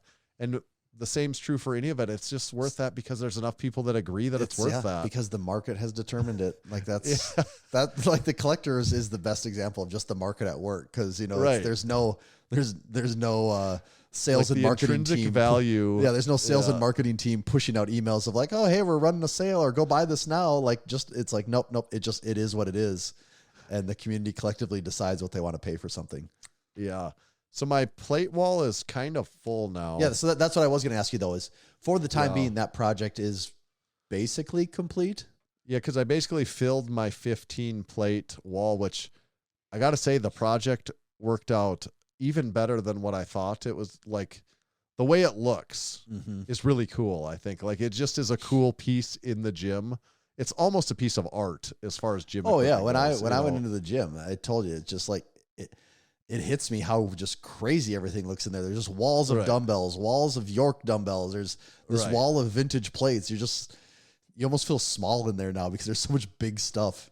Right. Like that wall of plates, even if you don't care at all about collecting vintage weights, which most people don't. Most people that go to the gym, most people that are even really into the gym, most people that were at home gym con still don't care about collecting vintage weights. I don't even think I knew it was a thing until we had Efren on the podcast and you were like, yeah, we got to get this guy on. You know, and that was like 3 or 4 years ago. A couple of years ago, yeah. But I don't think until then I even knew that was a thing at all. Right. But even not caring about any of that, I think most people would look at that and still be like, I don't know what it is, but I think that thing. Oh, I think so too. When you look at, it's just like, most people, just looks cool. Because I think it also, well, people listening to this are a little different because they've been around the gym. But I think your average person, if you're like, what's a weight plate? And they're describing, they're like, it's just like this circle. And some people would be like, it weighs 45 pounds and some wouldn't know that. But then to go in there and see almost this time machine of different designs and colors and patterns and all this over the years, I think people will be like, oh, that's pretty cool how people have figured out and came up with all these different ways of doing this as time went on. Right. So yeah, that project's pretty much done. I don't really have much of an itch on the vintage. You know, my big project for a long time was the round head dumbbell collection. You know, I completely Did that finish at this time last year, at the meet last year? Yeah, that finished a year ago. Okay.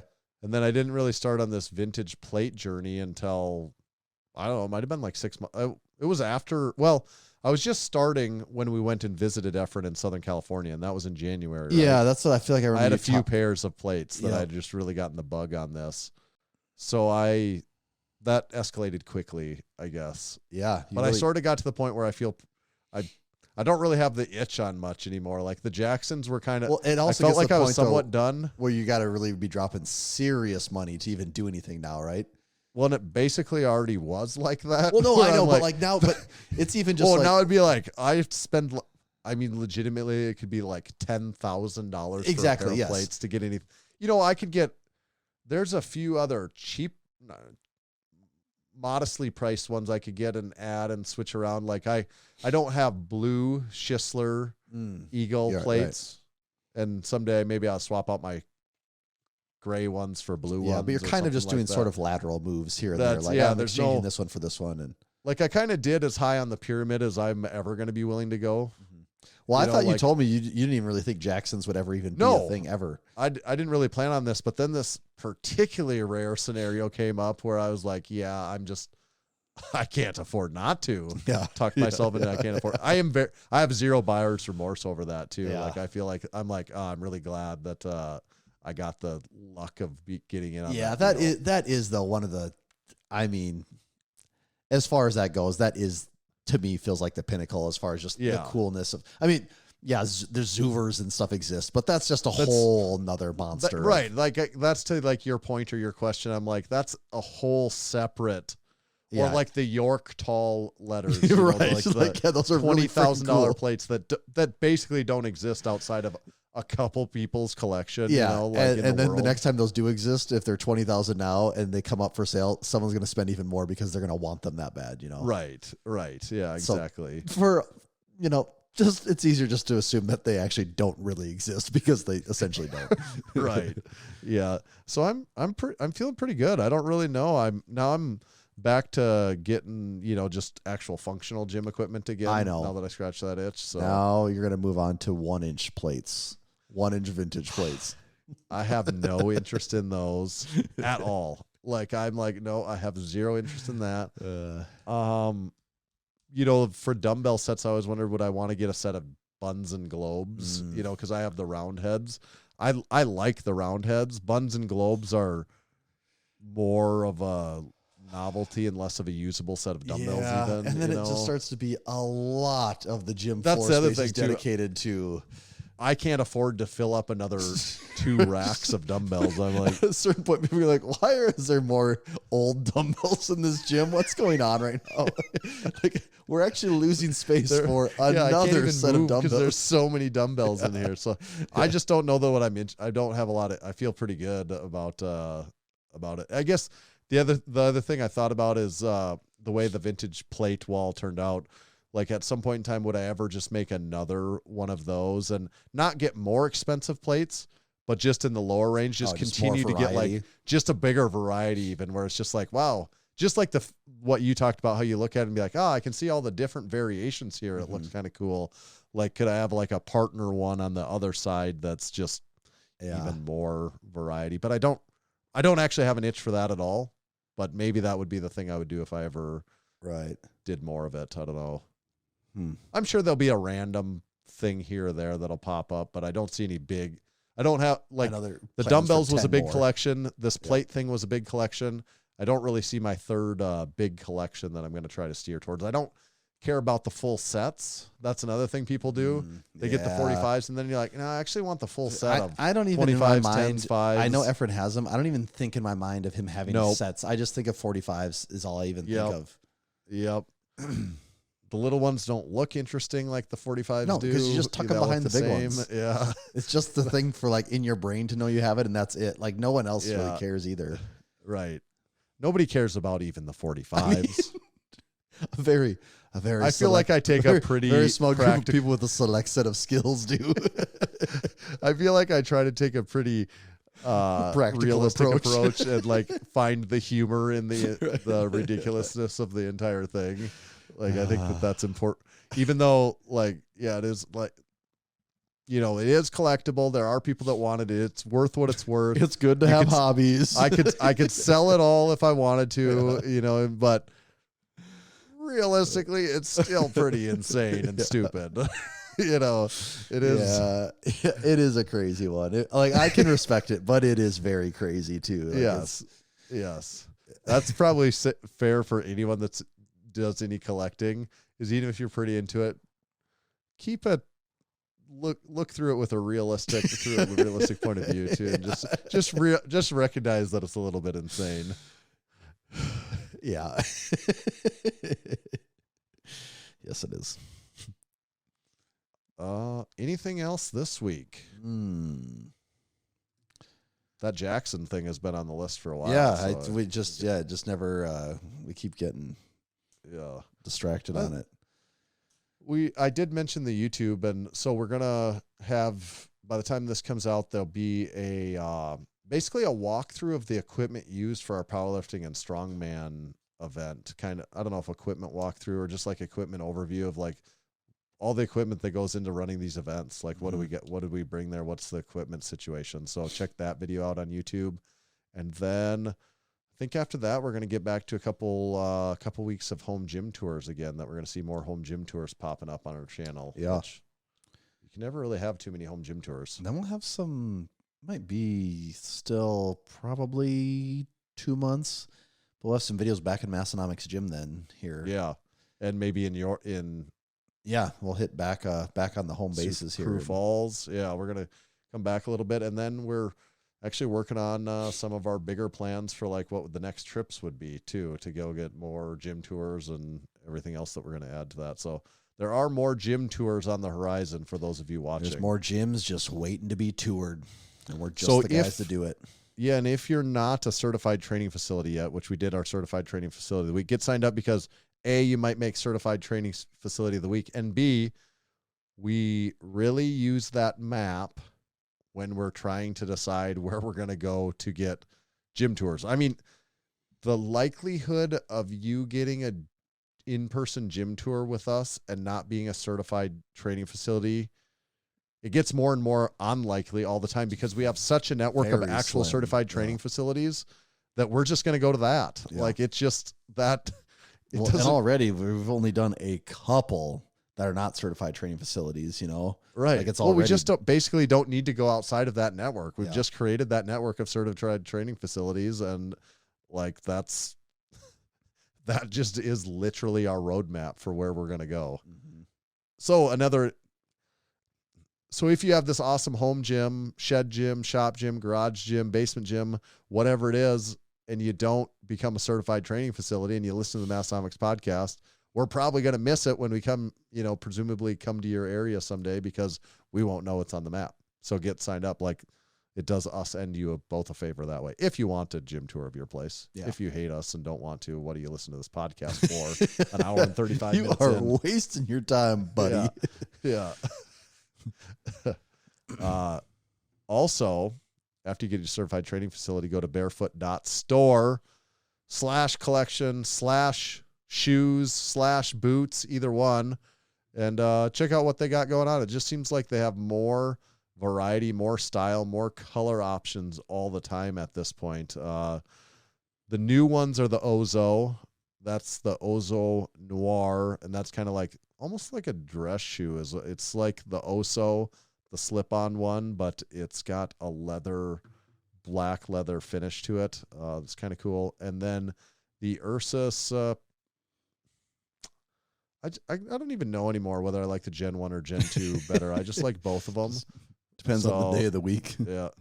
But you don't own a pair of Oso shoes, do you? I do not. I kept Have you ever looking. considered a pair of Oso? I actually was last year, and then I got the Ursus low tops, and I've just been so in love with those that I just kind of took care of me there. Yeah. We're both kind of Ursus guys. Also the Bruin boot. Check them all out at barefoot.store. Use code Massenomics when you're there. It'll save you 10% on anything that you order from Barefoot. Thanks, Barefoot. This episode is also brought to you by Juggernaut AI. Juggernaut AI is the smartest program for you. I've been using Juggernaut AI for been using it off and on for like 3 or a little over 3 years now, but I've been using it continuously for about 1.5 years, and I have had some great results, great gains, great training sessions because of Juggernaut AI. I've been using it to prep for the meet, which by the time you're hearing this, I just got done with. So hopefully that means you use Juggernaut, just hit some big meat numbers. Hopefully that went okay. But no, really though, using Juggernaut AI to prep for the meet has been a joy.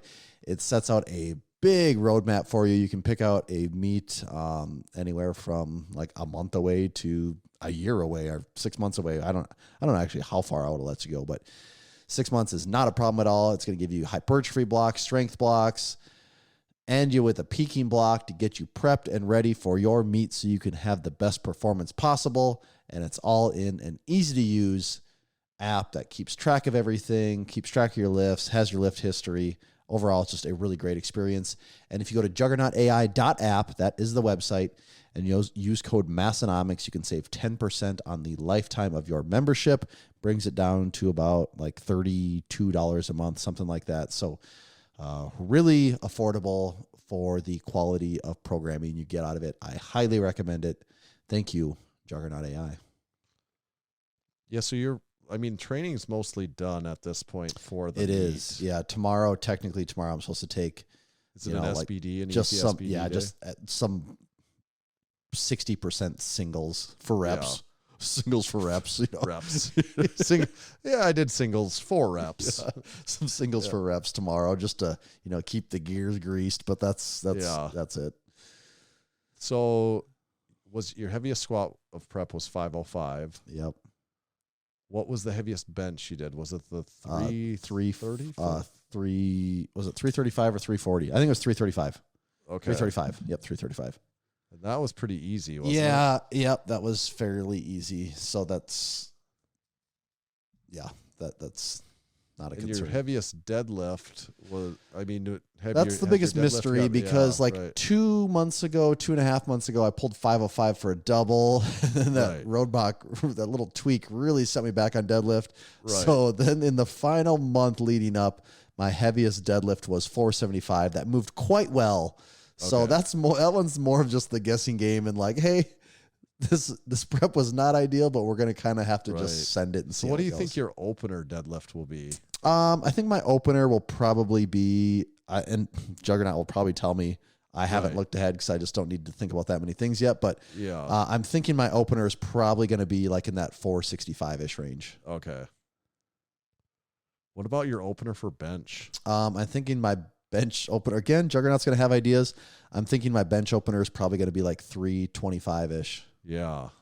That's what I was like. It probably won't be that much lighter than that 335. Pretty sure my second attempt will be, in my mind, it's going to be right around 340, my second attempt. So that's your second attempt should be a meet PR then. It should be, because last year my second attempt was like 332 or 333, whatever that is. In prep, I hit 335 like 4 different times. I mean, I hit it for a double, I've hit it for a single multiple times, and every time it felt very, very good. So to me, that just feels like that's very. And that 335 looked really easy. Yeah, I felt very good. So that's why I feel pretty comfortable. I think my bench should be like, right around 340-ish second attempt. Yeah, and then like 350 in third attempt or something. Right, yeah, just depending on how that second one goes. If it's slowing down, then we'll just chip it. Otherwise, if it's going good, we'll send it a little more. And what do you think your opener squat will be then? This is, I would guess my opener would be around like 475-ish. Okay.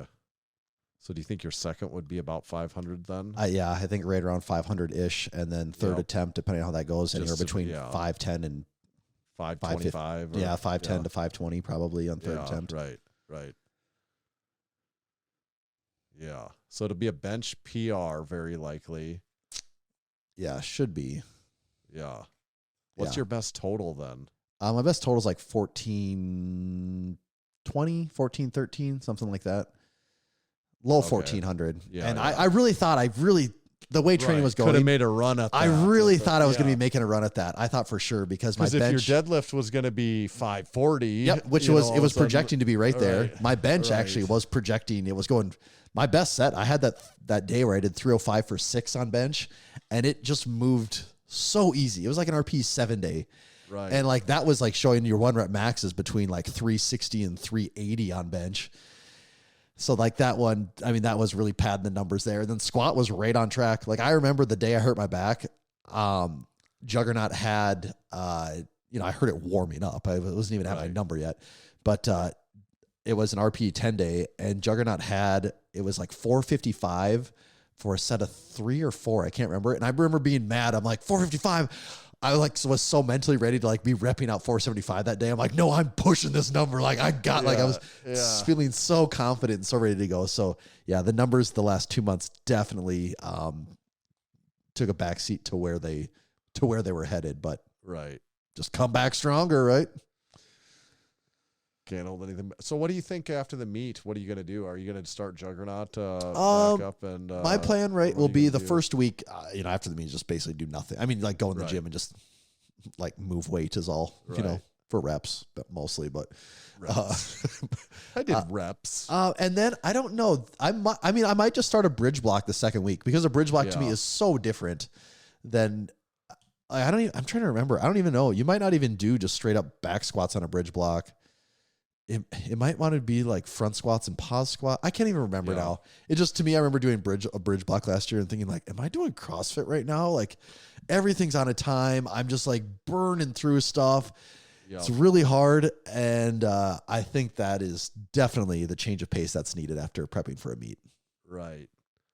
Yeah. Cause I've been on Juggernaut, and I've been peaking toward the end of my block is also this Saturday.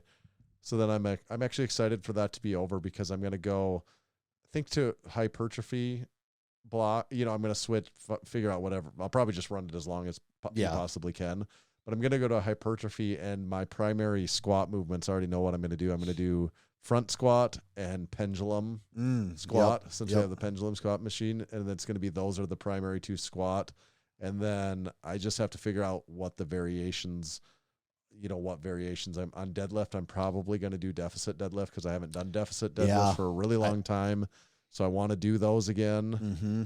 And then on bench, I got to figure something out too. I might go wild and use the tsunami bar. Oh, or something like that. Yeah, that is just wild. Just to go complete, to do something. Bench is the one that's hard to me. The hardest one to do something that's a big variation, because it's you're just doing pauses or really wide ones or That's- spoto press, and it's like it's Some of never those that aggravate me too. I'm not saying Oh, mentally yeah. aggravate me, but they just like I have to pick variations of things that won't Mm-hmm. aggravate me as much. Yep.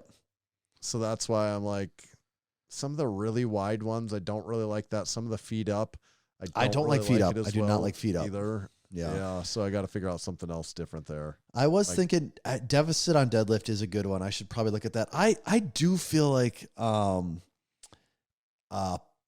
pause and halting deadlifts, they suck Yeah. really bad, They do suck really but bad. halting especially. Halting Halting is deadlifts like actually really the suck. worst. It just makes you They're feel really like you're good gonna for die. forcing your position, though. is Well, the that's what I was thing. gonna say is Yeah. because my thing with deadlift is I just feel so ungodly uncomfortable in the position all the time. I never Right. feel like I'm in a good spot. That I do remember the last, I can't remember if it was in the bridge block or hypertrophy block. There was an extended block of doing halting deadlifts and then into pause deadlifts where it forces you to be in that one position that I hate to be in, kind of like Yeah. below the knee. Yeah, that you And can't get out of Then it. when I get to regular deadlifts, I'm like, oh, this actually I feel just very comfortable here all of a sudden. Right. So that's something that I might think about. And then part of me was like, maybe I'll also just get a trap bar and just not do regular deadlifts for like 4 Right. months or so, 3 months. That wouldn't be a bad idea, bad plan either. That would be the time to not do it. Yeah. Like, And I also I was thinking back, as good as my training, in my opinion, actually was going. Like, I mean, I was on track for like all time sets, and I was Right. right there. When I look back on the year, it was actually kind of a bad year of training in general for me. I don't know if you remember after the meet, I was for real sick for almost 3 months. right. I'm pretty sure I had COVID. I definitely had mono. And Yeah. when I got the mono, yeah, that's right. when I had Yeah. mono, like you're not supposed to, because I forget if it's blood clots or whatever it is, you're not really supposed to lift heavy. So I didn't really lift heavy at all for 4 weeks. I was basically just doing like push-ups and stuff. And Yeah. my first actual like bench session outside of like a plate basically was when we went to North Carolina and we lifted at Jen Thompson's. Jen Thompson. And that was the end of October. So like the meet got done and I had like, 3, maybe 4 weeks of a bridge block. And then I was basically out until almost November. right. And then it was like, yep, November, December. And then we had from January to March between the Arnold, California, Juji's again. I kept just getting like reset on like, just like so beat. It was like an RP 10 week. And I'm like, I'm so beat up from like traveling and sleep being messed up and all this. And like, I kept having to kind of do these restarts. And it wasn't anything to do with the programming. It was just all me and like my life circumstances. And I actually, when I look back, I'm like, it actually wasn't that good of a year of training for me. And I still made pretty good progress in general, actually. Very good, all things considered then, too. Yeah. So then if you could have a year where it doesn't do that. Oh, I know. I could. Yeah. Yeah. Like this would be the thing. It's like, at the ripe age of 36 now, if I can just piece it all together. Yeah. I also had a bad year of training, You too. did, you It did took too. some really Yes. big steps Goes without backwards. saying. It was not a good year for my training. Just say, what's that? I tore my ACL. I had surgery at the end of October. End of October. Okay. Oh yeah, it was right after we left Juji's. Yeah. So I was Yeah. just recovering from my sickness. Yeah. And then you got knocked down. I had, prior to that, I had dislocated my ankle quite severely. Yes, that was okay. I was too, thinking, so- were you sick or something too? Yes, that No, was I the did, ankle. like, I dislocated my ankle that was fairly severe. I was Yeah, just that like, one I was pretty basically brutal. I mean, I'd mostly just gotten pretty much back 100% from that. What leg was the ankle on? The same. Oh, as the ACL, really? Yeah. Yeah. Oh, so that leg had a really tough year. That leg had a tough year. That leg Could still say having sort of a tough year, just taking its time. True. Subsequently, possibly, my right hip is just like a little gassed also. So, But that just comes. I mean, I that's just not have that unusual, anyways, though, but- right? No, it's not unusual at all, but I think it's probably a little bit of a factor of like walking oddly for having to months, favor it a little more. Right. Yeah. Right. But it's getting better all the time. Like Yeah, actually, okay. So yeah, we haven't had a knee update in a while. Like it is still making steady it's progress. getting better. It still is just up and down and up and down, and it's definitely not perfect. Like it's like the question at physical therapy, like, oh, does it feel normal? And I'm like, not normal. That is not even close to the word I would use to describe the way. Like I'm excited for the day when I wake up and I'm like, I can't tell which knee is which knee. 'Cause- Like there's but not the other ever a one- moment in time that The other one, you they do feel say the it feels normal, though, Oh don't yeah, you? it's normal completely. I mean, it's been normal for years. Yeah, yeah. Like, so it will get there, but I'm like, it is not even close to normal right now. Where I'm like, no, if I sit down for too long, I like when I get up from this, You feel it? it'll be my first few steps I will look like I'm 100 years old. Mm. You know, like it's like. But that being said, like last night I was out I'm working on like running, Yep. being able to run because like every step of a run is a fall. So it's basically like catching yourself Yeah. repeatedly, which is the kind of part of the weird thing about it. And what's really hard about running is slowing yourself down. Oh, yeah, yeah. Because then It's a like lot of- putting the brakes on, Yep. like there's a few things. So like putting the brakes on when you're running, that's a really big back to sport test is like when you can do that well, like you're getting close to back to sport. Jumping vertically 2-footed, you can really cheat it. Oh, Like yeah, I can see jumping that, vertically with 2 feet, you can really, really cheat. Mm-hmm. Big time. It's not a great test.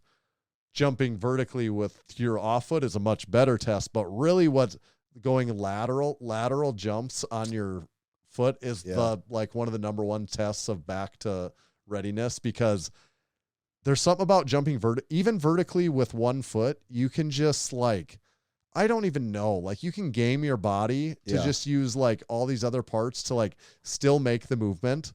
But there's something about like side to side Just lateral really jumping leaning there's nothing else. Like it's like, nope, if that's not ready to do it, you literally can't do it. It's still funny, some of the stuff that I'm like, okay, this is what I want to do.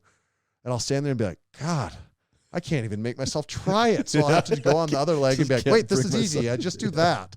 And then I go to it and it's like,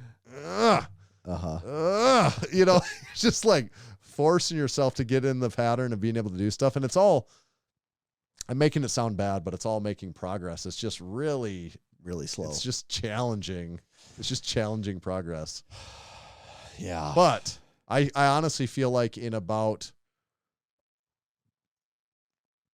3 to 6 months from now, somewhere in there, will probably turn another pretty big corner. Like I'm not that far. That's enough from time for getting most to the people other to side quit of it. going to the gym 3 times and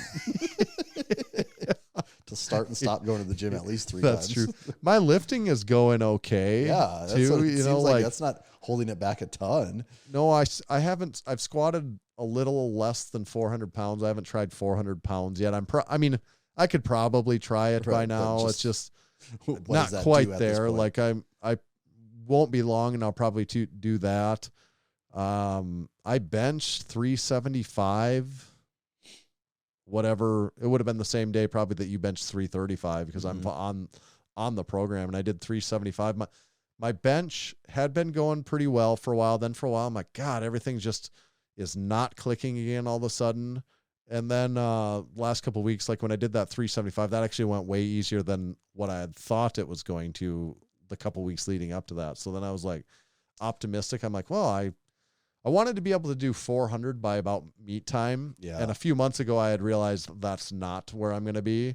And then I'm like, God, how far under 400 am I going to be? And now I can tell I'm not that far. I just needed, I literally just need like 3 more months. I know. That's, You know? Yeah, that's And then like, just like what you're talking about, where it's like, God, if I could just, you can piece together 6 good months off that. It God actually knows is what your crazy. numbers will be at. It is actually crazy. If you can put together 6 good months, the amount Yeah. of strength you can actually gain is And- shocking.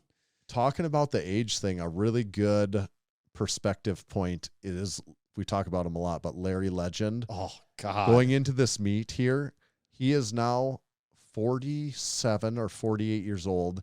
He's been lifting, strength training like a power lifter for 25 to 30 years. I mean, never not going to the gym 4 to 5 to 6 days a week in almost 30 years. He's competed in probably 25 powerlifting did meets. USAPL meets single ply for years back in the day. Yes. And he is going to, I would bet some money on it, going to set an all-time PR total at the Lift Hard Live Easy Classic that that just finished up here. I mean, He's is going he going to set PRs across the board? he might set PRs in every lift. Yeah. Actually, he's going to squat over 600 pounds for the first time. I believe he's going to deadlift over 600 pounds for the first time. And his bench PR is really close to 400 and it'll be right there. Yeah. He might set a PR on it. So- He could. Has he been running Juggernaut for this meet? Yes. Yeah. Okay. And Juggernaut works really well for him. It does. Keeps It him does. real- Every like, on a year. path. It's like 3 And he- years now. Larry's running Juggernaut meet PR. He is the ultimate, should be the ultimate spokesman for the efficacy of Juggernaut AI. Yeah. A guy that has just like beat his head against the wall years on end trying to get lifts to move. And like making progress again. Like he didn't make progress for several years there for a while. And it's not like he was going backwards. He was just like, just for really years, it was like, yep, Larry's bench is going to be like 360 to 380. Yeah. He's going to deadlift around like 575. Yep. And he's going to And he's gonna squat 575 to 580. Right. Like that. Those were just Larry's numbers every year, no matter what. Yep. And now, so it does give me hope though too. When I watch it, I'm like, what? Too old?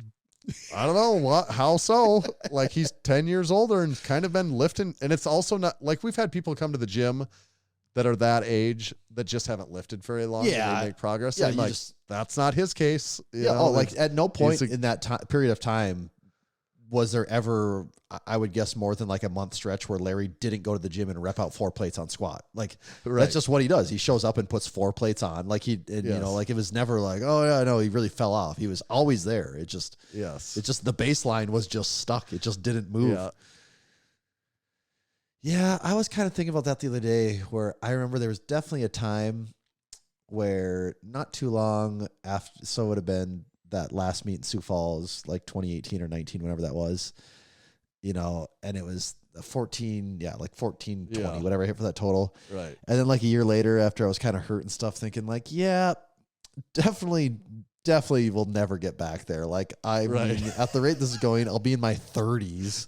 There's no way I'm going to hang with what I could do, in my late 20s. Like there's no way. And now I have a different, maybe I never will, but like now I also have this different sense of like, oh, I could also very easily see myself hitting all-time PRs. Like I don't think all-time PRs are gone from me. Like I don't know. It requires like the bare minimum is staying healthy for a long stretch of time. That's like the number. Then on top of that, you have to put in the work between training, diet, nutrition, recovery, all that stuff. But the bare minimum it requires is being healthy for long enough. Yep. And that's the challenge. That is the challenge. That's yes. But I was thinking about this was literally my thought process. I'm like, well, but okay, what do I have going in favor? I'm like, well, my programming is the best it's ever been, hands down. Yep. Thanks, Juggernaut AI. Like my diet is just the best it's ever been, not even comparable. And that's MarcoFactor. Also, And that's discount code MarcoFactor. Use code Massenomics. Yes. And like that is, and we'll actually, because in like 2 weeks, it'll be a year of me doing MarcoFactor. So we'll actually have that about an episode. Yeah. But like, that's not even comparable. Like that's just a different game there. And then also a lot of the time, my recovery is so much more on point because I'm not on Thursday nights going out to the bar and eating wings and getting a few beers, and then Friday night staying out till 3 a.m, and then also Saturday night staying out till 3 a.m, and then feeling like crap on Sunday and Monday, and then trying to like get my lifting done like in 3 days in a row so I can go out the next week and do it. Like, granted, so basically kids, the 3 biggest building blocks are all better. Of are diet, all the best they've ever been. Yeah, of programming, diet, and recovery are all the best they've ever been. And I'm like, well, yeah, actually, it does make sense that things should go better. Yeah. Yeah, and like your kids are getting old enough. Yes, that's actually like you're even compared to a year ago. A year ago at this time, leading into the meet, still was having nights of like weeks where there'd be multiple nights of very bad sleep. Right. And for the most part now, that doesn't really happen. Like that is well, and that's what you just need it to be rare. You know, yeah, it's like you have it's one like bad when night it happens sleep. multiple nights in a week, that's when your recovery really suffers. Yep. If it randomly happens here or there, you can like you're just like, get oh, through last night that. sucked, but okay, whatever.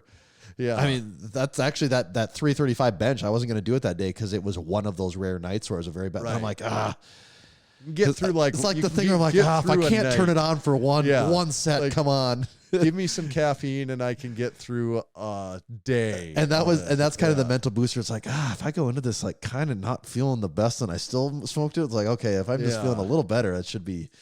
But yeah, that's having the kid thing more work on your just being in your favor is a big difference. Yeah. So that's kind of the training update. Yeah. That's the deepest training update we've gotten into for a while.